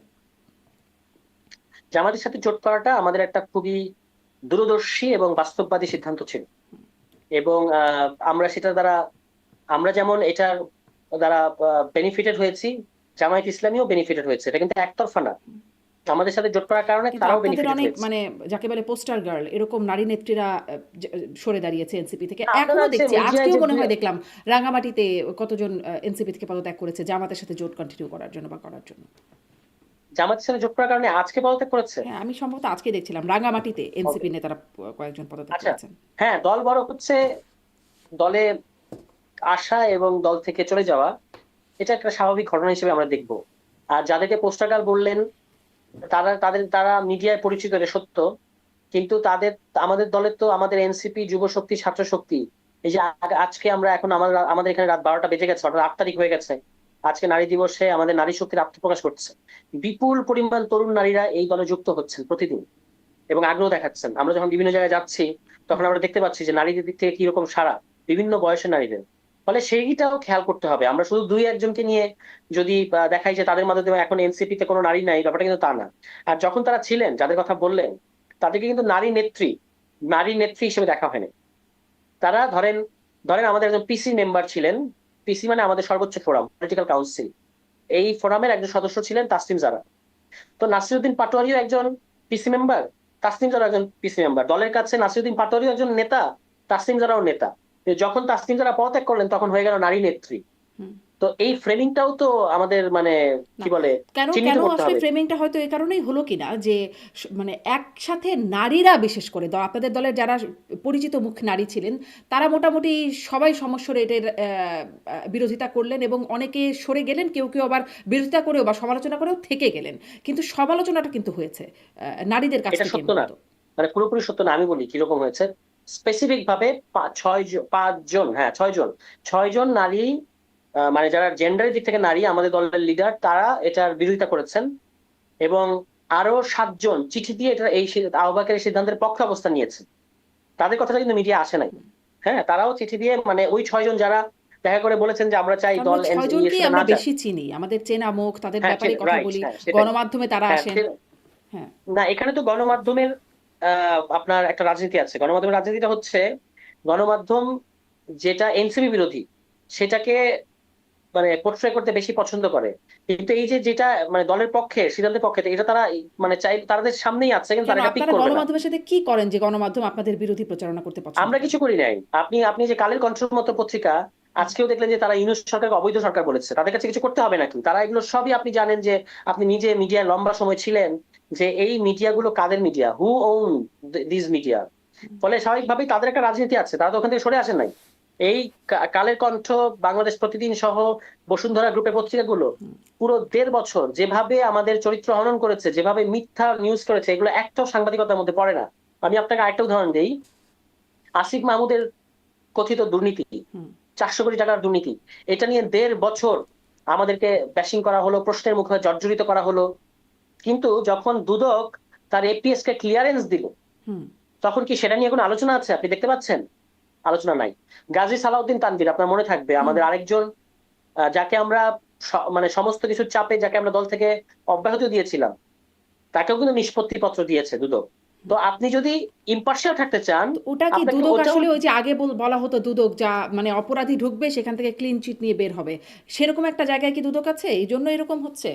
এখন দুদক যদি তাদের বিরুদ্ধে অপরাধগুলো মানে যে অভিযোগগুলো এগুলো যদি প্রমাণ করতো, তখন আমরা বলতাম দুদক স্বাধীন প্রতিষ্ঠান, তাই না? সো এগুলো তো সবই না, আমরা আমরা বুঝি না যেগুলো বলতাম। ধরেন পলিটিক্যাল। আপনাদেরই সাবেক একজন নেতা ছিলেন মুনতাসির মামুন, তিনি লিখছেন ফেসবুক পোস্টে লিখছেন, জুলাই গাদ্দার আসিফ মাহমুদের ধাপ্পাবাজিতে অনেকে দেখি খুশি। আরে ভাই, দুর্নীতির টাকা কেউ ব্যাংকে রাখে না, এটা কমন সেন্স। আসিফ নিজে আমাকে বলেছিল সে এনসিপিকে 70 কোটি টাকা দিছে, কই পাইলো? এনসিপি চলে আসিফের দুর্নীতির টাকা, এটা ওপেন সিক্রেট। আরও লিখছেন, মাহফুজ এনসিপিকে খুব একটা টাকা দেয় না, যা দিছে আসিফ মাহমুদ। এরকম হচ্ছে তার বক্তব্য। এবং সেই সাথে আমি একটু মিলিয়ে প্রশ্ন করতে চাই, 70 কোটি টাকা দেওয়ার যে বিষয়টা, সেটি যদি আপনি বলতে চান একটু শুনবো। আর আসিফকে নিয়েই কেন? ধরেন মাহফুজ আলমও ছিলেন, তার বিরুদ্ধে খুব একটা না, টুকটাক একটু একটু শোনা গেছে কখনো, কিন্তু সেটি নিয়ে খুব একটা মানে আলোড়ন তোলে নাই। নাহিদ ইসলাম, তার বিরুদ্ধেও খুব একটা শোনা যাচ্ছে না। এই আসিফ মাহমুদকে নিয়ে কেন গণমাধ্যম মানে সবখানে এত আলোচনা? কারণ হচ্ছে আসিফ মাহমুদ জেনুইনলি গত অন্তর্বর্তী সরকারের আমলে জেনুইনলি যারা বিভিন্ন গুরুত্বপূর্ণ সিদ্ধান্ত নিয়েছে এবং পাওয়ারফুল লোকের বিরুদ্ধে অবস্থান নিয়েছে, সে কারণে আসিফ মাহমুদ টার্গেট। ঢাকা নাহিদ দক্ষিণের ইসলামরা সিটি নেন নাই, কর্পোরেশনের নাহিদ ইসলাম মাহফুজ আলম তারা আসলে জেনুইন নেন নাই সিদ্ধান্ত সেটা নেন। না। না সেটা না, মানে ব্যাপারটা হচ্ছে যে আসিফ মাহমুদের মন্ত্রণালয়টা এমন ছিল যে সেখানে, যেমন ধরুন ঢাকা সিটি কর্পোরেশনের দক্ষিণের যে মানে আপনার ইশরাক সাহেব যখন নিজেকে মেয়র দাবি করে বসে পড়তে চাইলেন, শপথ নিতে চাইলেন, কিন্তু তখন কিন্তু আসিফ মাহমুদের মন্ত্রণালয় সেটা মানে সেটা করে নাই। তার কারণ হচ্ছে এটা জুরিসডিকশনের মধ্যে পড়ে না। ঠিক আছে। তারপর হচ্ছে আপনার তামিম ইকবাল, সরি সাকিব আল হাসান। সাকিব আল হাসান যখন এখানে, আবারও সাকিব আল হাসান তো তার ভূমিকা তো আমরা জানি গত আওয়ামী লীগের আমলে। তো সেটার বিরুদ্ধে আসিফ মাহমুদের একটা অবস্থান ছিল। আসিফ মাহমুদ নিজে এগুলো নিয়ে লিখেছেন কিন্তু, যে তিনি যদি এগুলোতে কোঅপারেট করতেন তাহলে তাকে নিয়ে এসব হতো না। কিন্তু যেহেতু তিনি কোঅপারেট করেন নাই এবং নথি স্বীকার করেন নাই, কাজেই তাকে আসলে এইভাবে আসলে তাকে সবসময় একটা চাপে রাখার চেষ্টা করা হয়েছে এবং তার ক্যারেক্টার অ্যাসাসিনেশন করার চেষ্টা করা হয়েছে। কিন্তু এখন আমি যেটা বলতেছিলাম সেটা এই হচ্ছে ক্যারেক্টার যে অ্যাসাসিনেশনটা মানে আপনাদের দলের ভেতরে বাইরে গণমাধ্যমে অন্যান্য রাজনৈতিক দল সবাই মিলে আসিফ মাহমুদকে ক্যারেক্টার অ্যাসাসিনেশনের চেষ্টা শুরু করলো। মানে ধরেন আমাদের দলের ভেতর আমার থেকে কেউ আপনার করেন। সাথে কথা বলছি এই কারণেও একটা বিশেষ কারণ যে আমার সর্বশেষ যে শোটা ছিল সেখানে আমি কথা বলছিলাম একজন প্রবাসী সাংবাদিক নাজমুস সাকিব, তিনি বলছিলেন, এবং এইটা শুধু তিনি না, আরও বিভিন্ন জনে বলেছেন, সামাজিক যোগাযোগ মাধ্যমে আছে, তিনি আসলে প্রমাণ তার কাছে কিছুটা আছে বলে তার রেফারেন্স দিচ্ছি, যে তিনি বলছেন যে এই টাকাটা আসলে কেউ ব্যাংকের মাধ্যমে, মুনতাসির মামুনও যেটা বলছে যে কেউ কি দুর্নীতির টাকা ব্যাংকে রাখে, এটা ব্যাংকের মাধ্যমে হয় না, এটা হচ্ছে ক্রিপ্টোকারেন্সি বা বিট কয়েনের মাধ্যমে। সো দুদকের কাছে যাবে, ব্যাংক দেখে, ব্যাংক হিসাব টিসাব দেখে দুদক ক্লিন চিট দিয়ে দেবে, এরকম একটা ব্যাপারে গিয়ে দাঁড়াবে কিনা। এখন আপনি দেখেন, একটা সাধারণভাবে আমরা চিন্তা করি, আমার বিরুদ্ধে একটা দুর্নীতির অভিযোগ, তা বাংলাদেশে যে রাষ্ট্রীয় প্রতিষ্ঠানের যতটুকু ক্যাপাসিটি তার মধ্যে থেকে এটা মানে তদন্ত করতে হবে। এখন কোথায় ক্রিপ্টোকারেন্সি, কোথায় কি, এগুলো এই সমস্ত বায়বীয় কথায় আমরা তো কারোর বিরুদ্ধে, মানে তাকে দুদক ছাড়পত্র দিচ্ছে তারপরে আমরা তাকে কাঠগড়ায় দাঁড় করতে পারিনি, এটা তার প্রতি ইনজাস্টিস হবে। বাংলাদেশের যে ইনস্টিটিউশনাল প্রসেস তার মধ্যে থেকে দেখা গেছে যে এই এই অভিযোগগুলো মিথ্যা। আপনার যদি মনে হয় যে না এটা হয় নাই, ওই সাকিব আল হাসানের সমর্থক নাম দিয়ে একদল লোক কিন্তু দুদকে গিয়ে একটা মব সৃষ্টি করে আসিফ মাহমুদের বিরুদ্ধে দুর্নীতির অভিযোগ, যেন অভিযোগ নেওয়া হয় সেই চেষ্টা তারা করেছে। তো এটা তো একটা মানে প্রতিষ্ঠানকে আপনারা চাপ সৃষ্টি করতে চাইছেন, মানে যারা এই কাজটা করেছে। আমাদের তরফ থেকে তো আমরা আসিফ মাহমুদের পক্ষে, আসিফ মাহমুদ তো চাইলে 100 জন ছেলে পেলে দাঁড় করে দিতে পারতো দুদকের সামনে, যে আমাদের জুলাই গণ অভ্যুত্থানের নেতৃত্বকে এখানে অন্যায়ভাবে ফাঁসানো হচ্ছে ইত্যাদি ইত্যাদি, করতে পারতো কিনা? করতে পারতো, কিন্তু আমরা চেয়েছি যে এটা বিভিন্ন একটা, জায়গায় এবং করে আপনি আর কি, জানেন। জুলাই গণঅভ্যুত্থানের পক্ষে না, অনেকগুলো ছেলেকে দাঁড়ায়। সেটা অন্য বিষয়, সেটা নিয়ে আমি সব বিষয় নিয়ে তো আমি কথা বলবো না, আমি আচ্ছা। যেটা স্পেসিফিক হুম। বিষয় নিয়ে বলতেছি। আপনার আসিফ মাহমুদই কিন্তু তার এই মানে এই পুরো প্রক্রিয়ায় কোঅপারেট করেছেন, এবং তার একটা পুরোনো পোস্টও তিনি কালকে শেয়ার দিয়েছেন। আপনি হয়তো সেটা দেখেছেন যে তিনি তার এপিএস এর বিরুদ্ধে যে অভিযোগগুলো আছে সেগুলো যেন সুষ্ঠু তদন্ত হয়, এটার জন্য তিনি দুদককে বলেছেন যে ওকে আপনারা করেন, কোনো অসুবিধা নেই। এবং রানিং কোনো মিনিস্টার এরকম কি বলে সাহস কিন্তু এর আগে দেখায় নাই, আমাদেরকে সেগুলো অস্বীকার করা উচিত। এর বাইরে কে বলতেছে যে তার ক্রিপ্টোকারেন্সি, আমরা এখন ধরে নিতে পারি, ধরেন আমাদের এখানে যারা এখন বিএনপির মন্ত্রী আছে, বিএনপির অনেক এমপি, অনেক মন্ত্রীর ব্যাপারে ঋণ খেলাপির অভিযোগ আছে, হুম। এবং অনেকে এবারে ক্যাবিনেটে আছে যারা অতীতে মন্ত্রণালয়ে ছিল এবং তাদের বিরুদ্ধে দুর্নীতির অভিযোগ আছে। কিন্তু আমি যদি এখন বলি যে তুমি দুর্নীতিবাজ মন্ত্রী, আপনি তখন বলবেন যে প্রমাণ দেখান, তাই তো? তাহলে এখন তো তাহলে আসিফ মাহমুদের ক্ষেত্রে ব্যতিক্রম হবে কেন? আসিফ মাহমুদের ক্ষেত্রে একই কথাই প্রযোজ্য হবে, যে আপনি যদি প্রমাণ করতে পারেন প্রমাণ করেন। আর প্রমাণ করা ছাড়া বারবার তাকে আপনি চাপিয়ে দিবেন কেন, যে সে মানে, আমরা তো কতগুলো ধারণার উপর কথা বলতে পারি না। হুম। না পারি তো, ধারণার উপরেই তো, মানে এখনো 2 বছর ধরে জেলখানায় আছেন অনেক নেতাকর্মী, আওয়ামী লীগের নেতা থেকে শুরু করে সাংবাদিকরা একটা ধারণার উপরে চলে আসে, তারা তো কিছুই প্রমাণ হয় নাই। সেটা তো পারে তাহলে, তাই না, যে শুধুমাত্র ধারণার উপরে বা অভিযোগের না না উপরে। না, এটা হচ্ছে, এটা আরেকটা বিষয়। এক একটা বিষয় আমরা এক এক ভাবে কথা বলবো। মানে যেমন ধরুন নতুন যে প্রসিকিউশন, আপনার এটা সিরিয়াস কনসার্ন থাকা উচিত। নতুন যে প্রসিকিউশন এই সরকার আসার পরে হুম। গঠিত হলো, তারা এসে প্রথম যে স্টেপটা নিল সেটা হচ্ছে জুলাইয়ের ওই যে রামপুরার যে মামলা, ওই যে কার্নিশে হুম। ঝুলেছিল তারপর তাকে গুলি করা হয়েছে, হ্যাঁ পুলিশ গুলি করছিল, এই মামলাটার রায় তারা পিছিয়ে দিল। হ্যাঁ, তো এটা একটা সিরিয়াস কনসার্ন থাকা উচিত। এর বাইরে যদি কেউ অন্যায়ভাবে আটক থাকে, সুনির্দিষ্টভাবে আমরা সেটা নিয়ে অবশ্যই কথা বলবো, যে কাউকে অন্যায়ভাবে আটক কিংবা আমরা ধারণা করে যে সে আওয়ামী লীগ সুতরাং তাকে অ্যারেস্ট করতে হবে, কোনো গ্রাউন্ড ছাড়া কাউকে অ্যাটাক করা যাবে না বা আক্রমণ করা যাবে না, এটা আমরা কখনো সমর্থন করি না। কিন্তু ধরুন কোনো সাংবাদিক যদি বলে যে প্রধান উপদেষ্টা ডক্টর ইউনূসের ঘর বাড়ি তো পুড়িয়ে দেওয়া উচিত, প্রধান উপদেষ্টা ডক্টর ইউনূস এবং এই ছাত্র নেতাদের বাড়ি ঘরে তো হামলা করা উচিত, তখন এটা কি আপনি ফ্রিডম অফ স্পিচ হিসেবে বিবেচনা করবেন নাকি ইনসাইটমেন্ট অফ ভায়োলেন্স হিসেবে বিবেচনা করবেন? এটাও কিন্তু একটা বড় প্রশ্ন, হুম। তাই না? তখন আপনাকে কিন্তু সরকার, যে কোনো সরকারকে যদি সে ব্যবস্থা না নেয় তাহলে তো তার সরকারত্ব নিয়েই প্রশ্ন উঠবে। হুম। মানে সেটা ওই যে আমি বলছিলাম, যারা ইতিমধ্যে জেলখানায় আছেন তাদেরকে, তাদের বিরুদ্ধে তো, মানে তাদেরকে ছাড়ার ব্যাপারে, তাদের প্রতিকারের ব্যাপারে তো কোনো কথা ওঠে না, তাদেরকে তো ধারণার ভিত্তিতেই আটকে রাখা হয়েছে, তাই না? তাদের বিরুদ্ধে না কোনো তদন্ত হয়েছে, প্রমাণ হয়েছে, কিন্তু তারা আসলে কোনো জামিনও পান নাই, জেলখানায় আটক রয়েছে। ডেভিড বার্গম্যান তিনি বলছিলেন, সাংবাদিক ডেভিড বার্গম্যান, যে কতজন 2 বছর, অনেকে আছেন 80 ঊর্ধ্ব, অনেকে আছেন খুব দুরারোগ্য ব্যাধিতে আক্রান্ত, তারা জেলখানায় শুধুমাত্র ধারণার বশতই কিন্তু রয়ে গেছেন, তদন্ত হয় নাই। তিনি কি কথাটা বলেছেন যে ধারণার ভিত্তিতেই তাদেরকে ধরে রাখা হয়েছে? বিচার ছাড়া কিসের ভিত্তিতে রাখা হয়েছে? বিচার ছাড়া তাদেরকে রাখা বিচার ছাড়া হয়েছে। কে? আমি জানি না, মানে যদি এরকম হয় তাহলে অবশ্যই সেটা নিন্দনীয় হবে, কিন্তু আমি ধরেন আমি যতটুকু যদি জানি বলি যে যারা সাংবাদিকদের কথা, উনি আরো অনেকজনের, আওয়ামী লীগেরও কয়েকজন বর্ষীয় নেতার কথা বলেছেন। ধরেন সাংবাদিক মোজাম্মেল বাবু, শ্যামল দত্ত, ফারজানা রূপা, শাকিল, তারা যে এখনো জেলখানায় আছেন, তাদের বিরুদ্ধে তো অভিযোগ, তদন্ত কিছু প্রমাণিত হয় নাই, তাই না? এটা তাদের ব্যাপারটা কি এত নিরীহ, এত সরল? আপনি তো তাদেরকে ব্যক্তিগতভাবে চেনেন। একদম। তাদের গত 15 বছর ভূমিকা তো আপনি জানেন। এই মোজাম্মেল বাবুর কথা বললেন, হুম। তাকে কি আমরা সাংবাদিক হিসেবে ধরে এই কথাটা মানে বলার কোনো সুযোগ আছে? কিন্তু তাকে কি উনি খুনি তো হিসেবে গত তাকে জেলখানায় রাখার মানে গত সুযোগ আছে? না, তার তো একটা শাস্তি হতে হবে। মানে কিন্তু তিনি তিনি তো আছেন গত হত্যা রেজিমে মামলায়, গত রেজিমে হত্যা চেষ্টা মামলায়। অবশ্যই মানে এই হত্যা চেষ্টা মামলায় তারা তো শেখ হাসিনাকে নানাভাবে বুদ্ধি পরামর্শগুলো দিয়েছেন এবং এগুলো সমর্থন করেছেন, এবং তারা সাংবাদিক হলেও যথেষ্ট প্রভাবশালী ছিলেন গত সরকারের আমলে, এবং তারা আসলে দলীয় লোক। শুধু হুম, সাংবাদিকতার ওই হুম। মানে কি বলে আমব্রেলা পড়লে দেখালে তো হবে না। তারা আসলে এই জুলাই গণহত্যার সাথে নানাভাবে জড়িত, এবং আপনি সাংবাদিক সম্মেলনগুলোতে যেভাবে তারা শেখ হাসিনার গণহত্যা, শেখ হাসিনার বিভিন্ন ধরনের দুর্নীতি এবং অপকর্মগুলোকে সমর্থন করেছেন, তাদেরকে কি এমনি এমনি শুধুমাত্র সাংবাদিক হিসেবে দেখার সুযোগ আছে? আমি মনে করি সুযোগ নাই। ফলে তাদেরটা ওভাবেই দেখতে হবে। হুম। মানে এই ব্যাখ্যাটা যদি কেউ বলে যে আপনাদেরকে ওভাবে দেখতে হবে, আপনারাও বুদ্ধি পরামর্শ দিয়েছেন, ফলে পুলিশ হত্যাকাণ্ড হয়েছে, এই যে এই দুর্নীতি, নানান রকম দুর্নীতি হচ্ছে, সেগুলোকে আপনারা সাফাই গাচ্ছেন, ফলে আপনাদেরকেও যদি হত্যা মামলা দিয়ে পরে আটকে রাখা হয়, সেটা কি মানে তখন কি ওটাকে যৌক্তিকতা পাবেন আপনারা খুঁজে? পুলিশ হত্যা কোথায় ঘটলো? না, পুলিশ হত্যাকাণ্ডের ঘটনা ঘটেনি ৫ থেকে ৮ই আগস্টের মধ্যে বা তার ওই সমসাময়িক সময়? না, এটাকে তো আমরা পুলিশ হত্যা হিসেবে দেখতে পারি না। এটা আমি বললে তো হবে না। এখন যিনি স্বরাষ্ট্রমন্ত্রী তার একটা বক্তব্য করে শোনাই। হুম। এখন বলেন নাই কিন্তু, মানে স্বরাষ্ট্রমন্ত্রী হওয়ার পরে বলেন নাই, কিন্তু স্বরাষ্ট্রমন্ত্রী হওয়ার আগেই তিনি এটা বলেছেন। এটা আমি পড়ে শোনাই, 2 লাইন। আপনি একটু মনোযোগ দিয়ে শুনবেন আশা করি। ছাত্র গণ অভ্যুত্থান 2000, এটা কারটা পড়ছি, এখন যিনি স্বরাষ্ট্রমন্ত্রী সালাউদ্দিন আহমেদ। ছাত্র গণ অভ্যুত্থান 2024-এ আওয়ামী লীগ ফ্যাসিস্ট বাহিনী এবং তাদের অনুগত কতিপয় আইন শৃঙ্খলা বাহিনীর সদস্য নিরীহ নিরস্ত্র আন্দোলনকারী ছাত্র জনতার উপরে হানাদার বাহিনীর মতো ঝাঁপিয়ে পড়ে নির্বিচারে গণহত্যা চালায়। হুম। তবে জনগণের প্রতিরোধের মুখে হানাদার বাহিনীর কিছু লোক প্রাণও হারায়। তারা গাদ্দার, তারা বিশ্বাসঘাতক। জনতার আদালতে তাদের বিচার হয়ে গেছে। সুতরাং যৌক্তিক কারণে তাদের বিচার গণ অভ্যুত্থানের যুদ্ধের ময়দানে সম্পন্ন হয়ে গেছে।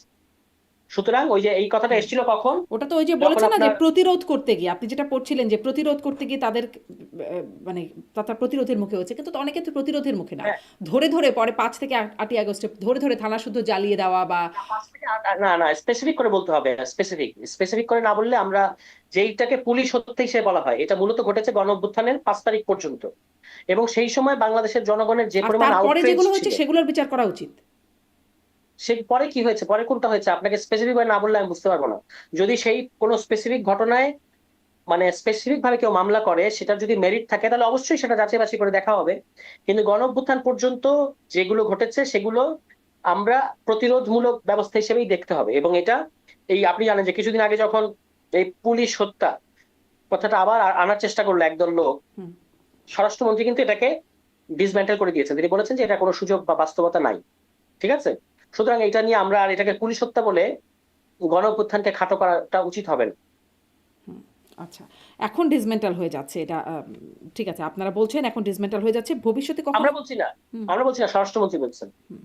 আবার আবার এখন তার মানে বিএনপির মধ্যেও মির্জা ফখরুল ইসলাম আলমগীরও বলছে যে পুলিশ হত্যার তদন্তের ব্যাপারে আবারও সেই কথাটা উঠছে, যেটির ব্যাপারে নাহিদ ইসলাম আবার আপত্তি তুলছেন যে এখন আবার সেই ইস্যুতে যদি কথা বলা হয় সেটি মেনে নেওয়া হবে না, এরকম বক্তব্য আমরা নাহিদ ইসলাম মানে এই বক্তব্যটা এখনো আবার উঠছে পুলিশ হত্যার তদন্তের বিষয়, সেটিও নিশ্চয়ই শুনেছেন। না, কবে কবে ওই না, আপনি যে স্থানীয় সরকার মন্ত্রী যেটা উল্লেখ করলেন, উনি আসলে বিষয়টা সম্পর্কে তার যে মন্তব্যটা ছিল একটা অসচেতন মন্তব্য। হুম। অসচেতন কেন? কারণ তাকে তিনি একটা জায়গা থেকে আরেকটা জায়গায় যাচ্ছেন, হঠাৎ করে সাংবাদিক জিজ্ঞেস করেছেন যে পুলিশ হত্যার কি হবে। হুম। হুম। তো তিনি বলেছেন এই ব্যাপারে স্বরাষ্ট্রমন্ত্রী যেভাবে চিন্তা করছেন ওভাবেই হবে। এটা ছিল তার মূল কথা। তো স্বরাষ্ট্রমন্ত্রী তো তার কথাটা বলে দিয়েছেন। এখানে তিনি দায়িত্বপ্রাপ্ত, মানে তার বক্তব্যে দায়িত্বশীল বক্তব্য হিসেবে আমরা ধরবো। আচ্ছা, আর একটু পরের প্রসঙ্গগুলোতে আসি। সম্প্রতি পল কাপুর, মার্কিন সহকারী পররাষ্ট্রমন্ত্রী মধ্য ও দক্ষিণ এশিয়া বিষয়ক, তিনি সফর করে গেলেন। বিএনপির সাথে দেখা হলো, জামাতের সাথে দেখা হলো, এনসিপির সাথে বৈঠকের কথা ছিল, কিন্তু হলো না কেন? এখানে একটু কমিউনিকেশনের গ্যাপ হয়েছে। আমাদের সাথেও দেখা হওয়ার মানে একটা সৌজন্য সাক্ষাতের কথা ছিল আমাদের দলের আহ্বায়ক এবং সদস্য সচিবের সাথে, তার একটা বৈঠক ছিল। কিন্তু টাইমিং এর একটা হেরফের হওয়ার কারণে আমাদের আহ্বায়ক সদস্য সচিব দুজনই ঢাকার বাইরে অবস্থান করছিলেন, এবং পরবর্তীতে আর শিডিউলটা মেলে নেয় আর কি। এটা একটা মানে কি বলবো আমি, অনাকাঙ্ক্ষিত এবং মিসকমিউনিকেশন ঘটে গেছে এখানে, এর বাইরে আর কোনো কারণ নেই। মিসকমিউনিকেশনটা কার কাছ থেকে ঘটলো, আপনাদের কাছ থেকে নাকি মানে তাদের পক্ষ থেকে? দ্বিপাক্ষিক দ্বিপাক্ষিক, মানে তাদের দিক থেকেও আমাদের দিক থেকে। কিন্তু এগুলো তো পূর্ব নির্ধারিত থাকে, তাই নয় কি? হুট করে কি ঠিক হয়? হ্যাঁ, পূর্ব নির্ধারিত, কিন্তু এখানে একটা ওভারল্যাপিং হয়েছে। এখানে আমার ধারণা ওভারল্যাপিং হয়েছে, কিংবা আমরা হয়তো এত অনেকগুলো কর্মসূচির চাপে এটা ঠিক মানে স্কেডিউলটা আপনারা মেনটেন করা প্রায়োরিটি দেন যায় না। নাই? না, না, একেবারে সেরকম না। আপনি আমার মুখ থেকে এটা বের করতে চাচ্ছেন, আমি বুঝতে পারছি, মানে কিন্তু তাহলে ব্যাপারটা কি, এরকম না। মানে বিষয়টা কি, কেন হলো না? ধরেন আপনার 1 2 3টা কাজ আছে, আপনি 2 নম্বর 3 নাম্বার কাজ করলেন, 1 নাম্বারটা করলেন, তার মানে 1 নাম্বারটা আপনার প্রায়োরিটিতে নাই। এজন্যই বোঝার চেষ্টা করছি আসলে কেন মানে এটা হলো না, মিসকমিউনিকেশনটা কি না, হলো? এটা স্রেফ একটা মিসকমিউনিকেশনই হিসেবেই বলতে হবে, এর বাইরে আর আমার এই বিষয়ে মন্তব্য করার কিছু নাই। আচ্ছা, কিন্তু মিসকমিউনিকেশনটা কি যে সেটা আর স্পষ্ট করবেন না। হ্যাঁ, আপাতত এটুকু এটুকু পর্যন্ত থাকাটাই ভালো হবে। আচ্ছা। মানে না গেলে কি খারাপ হবে সেটাও বুঝতে চাই যে এতটুকু না, পর্যন্ত না, থাকা। খারাপ হবে, খারাপ আচ্ছা। কিছু হবে না, মানে হুম। এটা একটা মিসকমিউনিকেশন হয়ে গেছে, এবং আমরা তাদেরকে পরবর্তীতে আমাদের দিক থেকে আমরা জানিয়েছি যে এটার জন্য আমরা কি বলে, এটা একটা অনাকাঙ্ক্ষিত গ্যাপ হয়েছে এখানে। আচ্ছা। একটু এটাও আনতে চাই, সম্প্রতি দেখছি যে মানে আপনারা তো রাষ্ট্রপতির অভিশংসনের জন্যও বলেছেন যে প্রথম অধিবেশনে রাষ্ট্রপতির অভিশংসনের জন্য, এর আগে থেকেও রাষ্ট্রপতির বিষয়ে আপত্তি ছিল এনসিপির। এখন রাষ্ট্রপতি মানে জয় বাংলা স্লোগান থেকে বাংলাদেশ জিন্দাবাদ স্লোগান দিচ্ছেন। আহ, কি মনে হয় তিনি কি এই স্লোগান দিয়ে সামনে আসলে রাষ্ট্রপতির পদে টিকেই যাবেন? জাস্ট একটা এটাই মূল্যায়ন। তো আমাদের দেশের তথাকথিত সাংবিধানিক ধারাবাহিকতা। আমি তো আজকে এটা লিখলাম হুম। যে জয় বাংলার রাষ্ট্রপতি এখন বাংলাদেশ জিন্দাবাদের রাষ্ট্রপতি হয়ে গেছে। ঠিক আছে? সো সাংবিধানিক ধারাবাহিকতা সহ আরো যে সমস্ত মানে উদাহরণ, মানে মানে আপনাদেরও তাই এখানে, হয় নাই? আপনারাও নেতারাও আমার বঙ্গবন্ধু, আমার বঙ্গবন্ধু, বঙ্গবন্ধু এই সেই, সেখান থেকে মুজিববাদ মুর্দাবাদ হয়ে গেছেন। না, মাঝখানে মাঝখানে ইতিহাসটা আপনি বাদ দিচ্ছেন। তারা তো নিজেদেরকে মাঝখানের জনগণের ইতিহাসে পক্ষ, তারা যে বঙ্গবন্ধু জনগণের ছিলেন পক্ষ। না। না, আমি বলছি যে মাঝখানে এই যাদের কথা বললেন, তারা যে মানে জনগণের পক্ষে, সেটা তারা প্রমাণ করেছেন, তারা জীবনে ঝুঁকি কিন্তু নিয়েছেন। আগে আজকে তো যদি ঠিকই গণঅভ্যুত্থান বঙ্গবন্ধু, সফল না হতো, বঙ্গবন্ধু করেছিলেন। করতে পারেন অবশ্যই। আমি তখন আমি তো কিসের আমার আশায় পলিটিক্যাল করেছিলেন? আমার ম্যাচ না, এটা তো একটা সময় আমরা অনেকেই 2013 সালে শাহবাগে গেছি না, হুম। পরবর্তীতে আমরা বুঝতে পেরেছি না যে এখানে ভুলটা কোথায়। এখানে এটা তো আমরা আমরা আমাদের তো উপলব্ধি হয়। সবচেয়ে বড় কথা হচ্ছে যে আমরা ওই জনগণ ওই ক্রিটিক্যাল একটা মুহূর্তে জনগণের পক্ষে ছিলাম কিনা।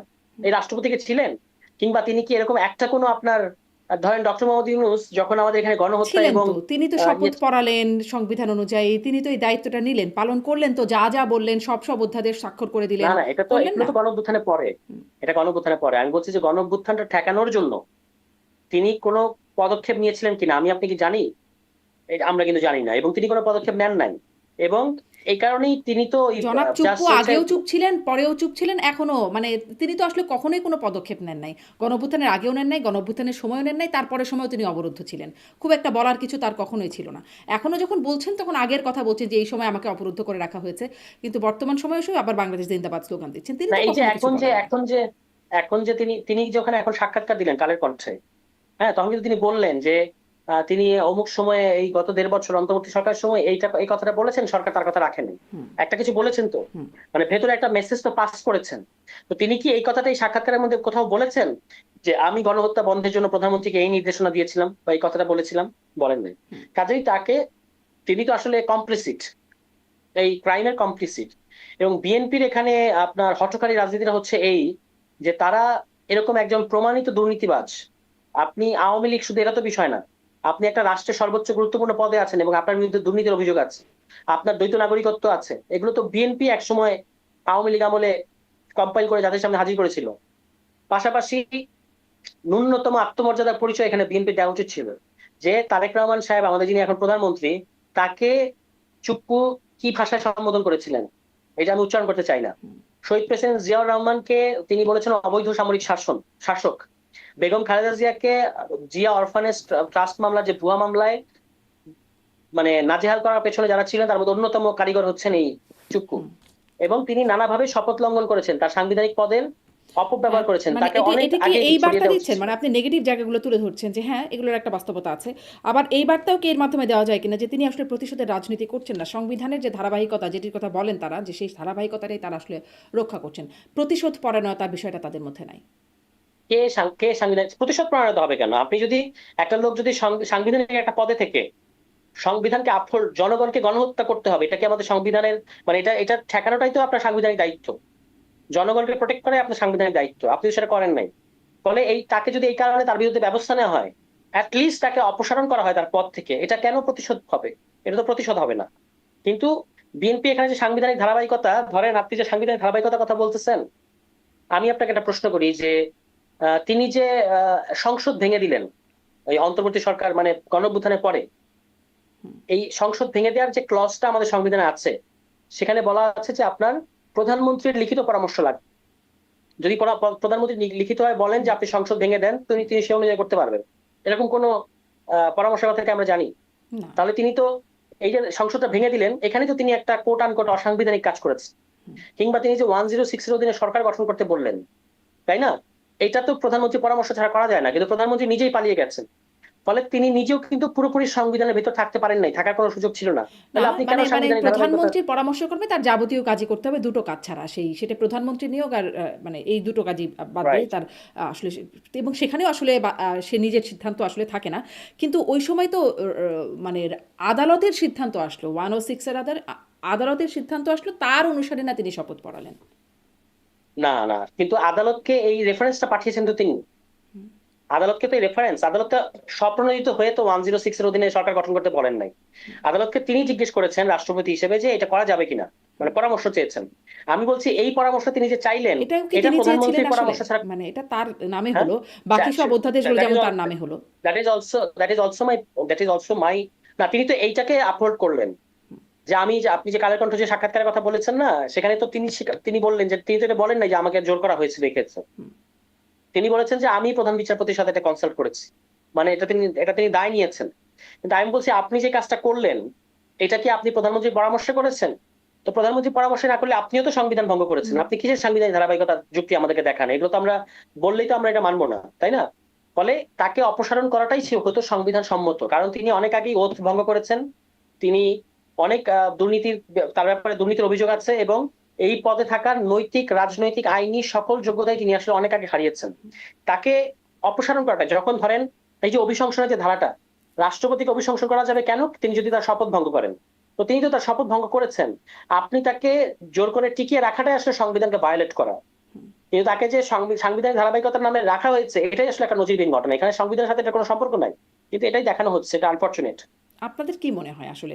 কারণ আপনি যে কথাগুলো বললেন যে বেগম জিয়াকে নিয়ে, তারেক রহমানকে নিয়ে বা জিয়াউর রহমানকে নিয়ে যে বলেছেন, তারপরেও তাকে কেন রাখছে বিএনপি? আপনারা কি মনে করেন এর পেছনে কি কারণ? আমি জানি না, এটা বিএনপির একটা কোনো অ্যামনেশিয়ার ছাড়া আমি আর কিছু ভাবতে পারছি না। মানে এরকম একটা মানে হঠকারী এবং অরাজনৈতিক সিদ্ধান্ত, এবং এটা পুরো গণ-অভ্যুত্থান সহ তার দলের জন্য একটা অসম্ভব অবমাননাকর একটা ব্যাপার। যে এখনো আমি দেখতে পাচ্ছি তার ভিডিও সোশ্যাল মিডিয়ায় ভাইরাল হচ্ছে প্রতিদিন, যে তিনি তারেক রহমানকে যে ভাষায় সম্বোধন করেছেন, যেভাবে তিনি বেগম খালেদা জিয়াকে, নাকি আসলে বিষয়টা মানে এরকম যে আপনারা যেই মানে অভ্যুত্থানের পক্ষে যারা বা জামাত, এনসিপি, আপনারা এত অসম্ভব চাপ দিচ্ছেন, সেই চাপে তাদেরকে আসলে এরকম একটা জায়গায় গিয়ে দাঁড়াতে হচ্ছে যে মানে এনাদেরকেও ইনক্লুড করতে হচ্ছে? মানে আমাদের চাপ দিতে হবে কেন? আপনি যেটা লজিক্যাল সেটা করেন। আপনি বাংলাদেশ ব্যাংকের একজন যোগ্য গভর্নরকে সরিয়ে দিতে পারছেন, দলীয় লোক বসাতে পারছেন, মব তৈরি করতে পারছেন, আর যেটা রাজনৈতিক এবং মানে সবার জন্যই সম্মানজনক হতো সেই কাজটা আপনি করতে পারছেন না, সেখানে আপনি সংবিধানের দিয়ে দেখাচ্ছেন। অথচ আপনি যখন বাংলাদেশ ব্যাংকের গভর্নরকে সরালেন, বাংলাদেশ ব্যাংক অর্ডারের কোনো ধারা আপনি কিন্তু মেনে এই কাজটা করেন নাই। বিএনপিটা বলতে পারবে না যে আমরা বাংলাদেশ ব্যাংক অর্ডার 1972, আমরা আমাদের ব্যাংকটা যে অর্ডারে চলে হচ্ছে 1972 একটা অর্ডার। তো সেই অর্ডারের অমুক ধারা অনুযায়ী আমরা তার বিরুদ্ধে এই ব্যবস্থাটা নিয়েছি। বাংলাদেশ ব্যাংকের গভর্নর তো আর কোনো সরকারি প্রতিষ্ঠানের মানে ইয়ে না, জি, পদধারী না, জি, তিনি এটা একটা একটু আগেই বলছিলাম স্বায়ত্তশাসিত। যে এই ব্যাখ্যাগুলো আমরা আসলে বিএনপির কাছে পাচ্ছি না, এটা একটু আগে বলছিলাম রাইট, একদমই হ্যাঁ। তাই, যে এই ব্যাখ্যাগুলো আমরা বিএনপির কাছে পাচ্ছি না। যাই হোক, আপনার বক্তব্যটা আমরা শুনলাম। আরেকটা বক্তব্য, সেই পল কাপুরের বৈঠকের পরে আলোচিত পররাষ্ট্রমন্ত্রী খলিলুর রহমান, তিনি বলছেন যে এই যে বাণিজ্য চুক্তি হলো, তার আগে বিএনপি এবং জামাতের সাথে আলোচনা হচ্ছে এবং তাদের সম্মতি শব্দটা ব্যবহার করছে। এনসিপিও কি জানতো এই বিষয়টি? জামায়াত ইসলামীর পক্ষ থেকে এটা অস্বীকার করা হয়েছে। মানে বলা হয়েছে যে এটা মিথ্যা কথা, আমাদের সাথে কোনো এই ধরনের কোনো আলোচনা তৎকালীন সরকার বা সরকারের পক্ষ থেকে করা হয়নি। এটা আসলে খলিলুর রহমান সাহেব মিথ্যা বলেছেন। সুতরাং এটা তিনি এই চুক্তি করবেন বা এই চুক্তি মানে টেনে নিয়ে যাবেন, এই কারণেই হয়তো তাকে সরকারে রাখা হয়েছে, এই সরকারেও, এগুলো আমরা বুঝতে পারি, আপনি বুঝতে পারেন। কিন্তু এর জন্য মিথ্যা বলার কোনো প্রয়োজন নাই, তিনি এখানে মিথ্যার আশ্রয় নিয়েছেন। আচ্ছা, আচ্ছা, স্পষ্ট তিনি মিথ্যার আশ্রয় নিয়েছেন। তাহলে তো এটা একটা বড় অভিযোগ যদি পররাষ্ট্রমন্ত্রী মিথ্যার আশ্রয় নিয়ে অবশ্যই, থাকেন। অবশ্যই, এবং সবচেয়ে বড় জিনিস কিন্তু কনফ্লিক্ট অফ ইন্টারেস্টের দোষে দুষ্ট। জি, স্পষ্ট। আরেকটা প্রসঙ্গে একটু খুব ছোট্ট করে যাই যে আপনাদের গণ অভ্যুত্থানের সহযোদ্ধা মাহফুজ আলম এবং আপনাদের মানে রাজনৈতিক সহযোদ্ধা ছিলেন তাজনোভা জাবিন, নারী নেত্রী, তারা মিলে একটা নতুন দল গঠন করছেন, অল্টারনেটিভস। সেটি নিশ্চয়ই আপনি খেয়াল করেছেন। এই প্রসঙ্গে আপনাদের কি বক্তব্য? আমি শুভকামনা জানাই তাদেরকে, কারণ আমাদের জুলাইয়ের পক্ষের যারা আছে তাদের তো নানাভাবে সক্রিয় থাকতে হবে। তাদের সাথে আমাদের একটা পর্যায়ে এসে মানে মিল হয় নাই, তারা আলাদা একটা উদ্যোগ নিয়েছেন। আমি তাদের সেখানে সফলতা চাইবো, প্রত্যাশা করব এবং আশা করবো যে তারা তাদের কাজে সফল হবে। জি, আরেকটা জায়গায় আসছে, নেপালও নির্বাচন হলো, সেখানে গণঅভ্যুত্থানকারীদের দল আরএসপি তারা এখন নেতৃত্বে মানে সরকার গঠন করতে যাচ্ছে। অন্যদিকে আমাদের এনসিপি, তাদেরও গণঅভ্যুত্থানের নেতৃত্ব দানকারী দল বলা চলে, অন্ততপক্ষে নেতারা, সম্মুখ সারির নেতারা তারাই এনসিপিতে আসছেন। তারা আসলে মাত্র 6টি আসন নিয়ে সংসদে। এই তুলনাটা এখন খুব হচ্ছে গণমাধ্যমে, নিশ্চয়ই দেখেছেন। এটা একটা সঙ্গে আপনার এটা একটা মিসপ্লেসড তুলনা। যারা এই তুলনাটা করছেন তারা নেপালের ইতিহাস সম্পর্কেও জানেন না, নেপালের বর্তমান সিচুয়েশন সম্পর্কেও জানেন না, তারা বাংলাদেশকেও বুঝেন না। তাদের কাজ হচ্ছে শুধু এনসিপি কে ব্যাশিং করা। এজন্যই তারা এই অসম তুলনাটা করছেন। এই যে রাষ্ট্রীয় স্বতন্ত্র দল সম্ভবত, তাই না, আরএসপি, এই আরএসপি কিন্তু গণ অভ্যুত্থানের পরে সৃষ্ট কোনো দল না। এই আরএসপি এর আগের নির্বাচনে এককভাবে ইলেকশন করে 10% ভোট পেয়েছিল। হ্যাঁ, এবং ওই যে বালেন শাহ নাকি যেন নাম, তিনি কিন্তু এর আগে মেয়র ইলেকশন করা, এবং তিনি গণ অভ্যুত্থানে অর্থাৎ not equivalent to Nahid Islam. মানে এখানে যেমন নাহিদ ইসলাম গণ অভ্যুত্থানের পোস্টার বয়, তিনি কিন্তু সেরকম না। তিনি একজন পরিচিত, তিনি আগে থেকেই একজন হিপ হপ আর্টিস্ট ছিলেন সম্ভবত, ফলে তার আগে থেকে একটা ন্যাশনাল এক্সপোজার ছিল। এবং গণ অভ্যুত্থানের যারা তরুণ নেপালের, তাদের সাথে কিন্তু আমাদের যোগাযোগ আছে, আমাদের অনেকেরই যোগাযোগ আছে। তারা কিন্তু আমরা যেভাবে বালেন শাহকে ওই গণ অভ্যুত্থানের নেতা হিসেবে বানাতে যাচ্ছি, তারা বলছে যে he is absolutely not that guy. কিন্তু এটা জোর করে বানানো হচ্ছে। আমাদের বাংলাদেশের মূল উপলক্ষটা নেপালের পরিবর্তনকে সেলিব্রেট করা না, মূল উদ্দেশ্যটা হচ্ছে এনসিপি কে ব্যাশিং করা। এই দলটা 2022 সালে গঠিত দল, এই যে আরএসপি, এবং 10% ভোট তারা ক্যারি করেছে এর আগে। এবং নেপালে আপনি যেটা বাংলাদেশে বলা হচ্ছে যে নেপালে গণ অভ্যুত্থানের পক্ষের দল জিতে যাচ্ছে, বাংলাদেশে জিততে পারছে না, এটা আমি আশ্চর্যজনক এবং হাস্যকর ভাবে দেখলাম বিএনপি লোকেরা বেশি বলছে। এর মধ্যে তারা আসলে বোঝাতে চাচ্ছে যে বিএনপি গণ অভ্যুত্থানের দল না। বাংলাদেশে কি বিএনপি কি গণ অভ্যুত্থানের পক্ষের শক্তি না? আপনি তো এর আগে বললেন আমাদের 300 শহীদ আছে, 350 শহীদ আছে, 400 শহীদ আছে, এবং আমাদের ছেলেরা, ওই যে আবিদ ঢাকা ইউনিভার্সিটির, প্লিজ কেউ কাউকে ছেড়ে যায় না, কিংবা ছাত্র দলের ওই যে রাকিব, এখন যিনি সভাপতি, তিনি যাত্রাবাড়িতে বিরাট বড় ভূমিকা রেখেছেন। ছাত্র দলের সবাই তো ক্রেডিট নেওয়ার সময় নেয়, কিন্তু এখন আবার আপনি সাইকোলজিক্যালি কতটা গণ অভ্যুত্থানের বিরুদ্ধে চলে গেছেন যে আপনি মনে করছেন যে আপনি গণ অভ্যুত্থানের দল না। এই কারণে আপনি বলছেন যে দেখো এনসিপি পারলো না, নেপালে ওরা পেরে গেল। নেপালে ইলেকশনটা হয়েছে গণ অভ্যুত্থানের পক্ষের শক্তি এবং বিপক্ষের শক্তির মধ্যে। বাংলাদেশ ইলেকশন হয়েছে পুরোটাই গণ অভ্যুত্থানের পক্ষের শক্তির মধ্যে। গণ অভ্যুত্থানের বিপক্ষের শক্তি, গণ অভ্যুত্থানের বিপক্ষের শক্তিকে কিভাবে আসলে প্রমাণ করা যায় যে তারা আসলে পরাজিত শক্তি, সেটির একটা ভালো উপায় কি এটা নয় যেটা বাংলাদেশে হয়েছে? বাংলাদেশে তো তাদেরকে নির্বাচনই করতে দেওয়া হলো না। দুটো এক না, দুটো। ওখানে তাদের বিরুদ্ধে শুধুমাত্র করাপশন চার্জ ছিল। হ্যাঁ, এবং যদিও আমরা নেপালে এটাকে পপুলার আপরাইজিং বলছি, গণ অভ্যুত্থান বলছি, কিন্তু এটা আসলে বাংলাদেশের জুলাই গণ অভ্যুত্থানের সাথে কোনোভাবেই মেলানো যাবে না। বাংলাদেশের জুলাই গণ অভ্যুত্থান মানে মানে অনেক বেশি তীব্র এবং অনেক বেশি ডিপ, এবং এটা একটা ফ্যাসিস্ট রেজিমের বিরুদ্ধে হয়েছে। নেপালেরটা কিন্তু সেরকম ছিল না। নেপালে একটা নির্বাচিত সরকারের বিরুদ্ধে, কোনো অবৈধ সরকারের বিরুদ্ধে না, একটা নির্বাচিত সরকারের বিরুদ্ধে গণ আন্দোলন হয়েছে দুর্নীতি এবং স্বজনপ্রীতির কারণে। এটার সাথে আপনি তুলনা করতে পারবেন 96 সালে বিএনপির সাথে যে বিএনপির বিরুদ্ধে যে আন্দোলনটা হয়েছিল, 91 থেকে 96 যে সরকার বিএনপি ছিল, সেই সরকার যখন 96 সালে আরেকটা একতরফা নির্বাচন দিল, তখন যে আন্দোলনটা হয়েছিল, আপনি নেপালের আজকের এই আন্দোলনের সাথে সেটা তুলনা করতে পারবেন। ফলে ওই আন্দোলনের পরে, বাংলাদেশের 96 সালের আন্দোলনের পরে বিএনপি কি ইলেকশনে আসে নাই? বিএনপি তো ইলেকশনে এসেছে। ফলে মূল বিষয়টা হচ্ছে আপনার পতন ঘটেছে কিনা। ফলে নেপালে বাংলাদেশকে তুলনা করার আগে এই সামগ্রিক প্রেক্ষাপটটা খেয়াল না রাখলে তুলনা হচ্ছে বলে আপনার মূল্যায়ন। অনেক ধন্যবাদ। কিন্তু ওই প্রশ্নটা রয়েই যায়, সবাই কেন এনসিপিকেই ব্যাশিং করতে চাচ্ছে? মানে এই ঘটনায় বা আগে দুর্নীতির ঘটনায়, সব ঘটনায় এনসিপিকেই কেন ব্যাশিং করার চেষ্টা? এবং তাদের এই কারণে দুঃখ প্রকাশ করা উচিত। এই যে ধরেন এনসিপি কে দুর্নীতির দায়ে আপনি নানাভাবে 1 বছর যে কাঠগড়ায় দাঁড় করানো হলো, যে দুটো আলোচিত ঘটনা, একটা হলো গাজী সালাউদ্দিন তানভীর, তার বিরুদ্ধে বলা হলো সে 400 কোটি টাকার দুর্নীতি করেছে, অথচ ওই প্রজেক্টটাই ছিল 127 কোটি টাকা। ওই যে এনসিটিভির যে ইয়েটার কথা বলা হচ্ছে তার বিরুদ্ধে, যে এনসিটিভির একটা ঘটনা সে 400 কোটি টাকা দুর্নীতি করেছে, ওই প্রজেক্টটা টোটাল প্রজেক্টই ছিল আপনাদের 127 কোটি টাকা। এবং দ্বিতীয়ত হচ্ছে এপিএস কাণ্ড দিয়ে আসিফকে যেভাবে ঘায়েল করা হয়েছে, এই দুটো ঘটনাতেই মানে দুদকের ছাড়পত্র পাওয়া গেছে। যদি অন্তর্বর্তী সরকারের আমলে দুদকের পাওয়া যেত, তাহলে আসলে আপনি বলতে পারতেন যে এখানে একটা এনসিপির একটা ইনফ্লুয়েন্স আছে, কিন্তু এটা পাওয়া গেছে বিএনপি সরকারের আমলে। কাজেই এই যে যারা এতদিন এনসিপি কে এগুলো যারা ব্যাশিং করার চেষ্টা করেছে এবং এনসিপি কে দুর্নীতিবাজ ইত্যাদি তকমা দেওয়ার চেষ্টা করেছেন, তাদেরকে তারা যদি সত্যের লেশ মাত্র তাদের মধ্যে থাকে, তাহলে তাদের আসলে দুঃখ প্রকাশ করা উচিত। জি, মানে এই যে সাকিব আল হাসানের বিরুদ্ধে সহ আরো অনেকের বিরুদ্ধে যে ব্যাশিংগুলো করলো এনসিপিও, বিশেষ করে তার মধ্যে আসিফ মাহমুদ সজীব ভুইয়া তারাও ছিলেন, সেগুলোরই বা কতটা প্রমাণ হলো? কিন্তু ব্যাশিং তো ঠিকই হয়ে গেল, তার খেলা বাদ রয়ে গেল, তার নামে হত্যা মামলা হয়ে গেল। সাকিবের ব্যাপারে কি প্রমাণের অভাব আছে? সাকিব তো তার তো শেয়ার বাজারে বিরাট দুর্নীতি আছে তার বিরুদ্ধে, এগুলো তো রিপোর্টেড পত্রপত্রিকায়। এবং তো আপনাদেরও আসিফের বিরুদ্ধে সব রিপোর্টেড। না না না, সাকিবেরটা তো প্রমাণ হয়েছে। কোথায় প্রমাণ হলো? আসিফেরটা তো প্রমাণ হয়নি। সাকিবেরটা কি প্রমাণ? তারপর হচ্ছে আপনার সাকিব আপনার 2018 সালের ওই যে ভুয়া নির্বাচন, এই অবৈধ নির্বাচনে তিনি তো একজন এমপি, ফলে এই শুধুমাত্র এই জন্যই তো তার শাস্তি হওয়া উচিত। আপনি অবৈধ বাংলাদেশের মানুষের ভোটাধিকার হরণ করেছেন, আপনার শাস্তি হবে না? ফলে দুটোকে এক করলে মেনে নিতে হবে। সে নির্বাচন করেছে, কেন মানে তার শাস্তি হবে? কোথায় নির্বাচন হয়েছে? বাংলাদেশে নির্বাচন হয় নাই। 14, 18, 24-এ কোনো নির্বাচন হয় নাই তো।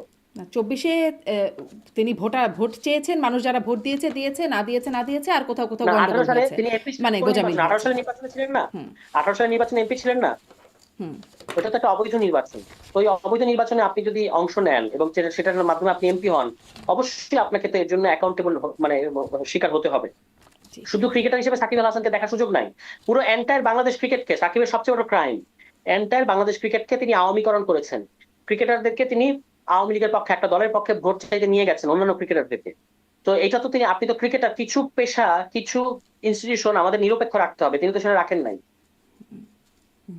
আচ্ছা, এইরকম অভিযোগে সাকিবকে করা যায়, আর যেইগুলো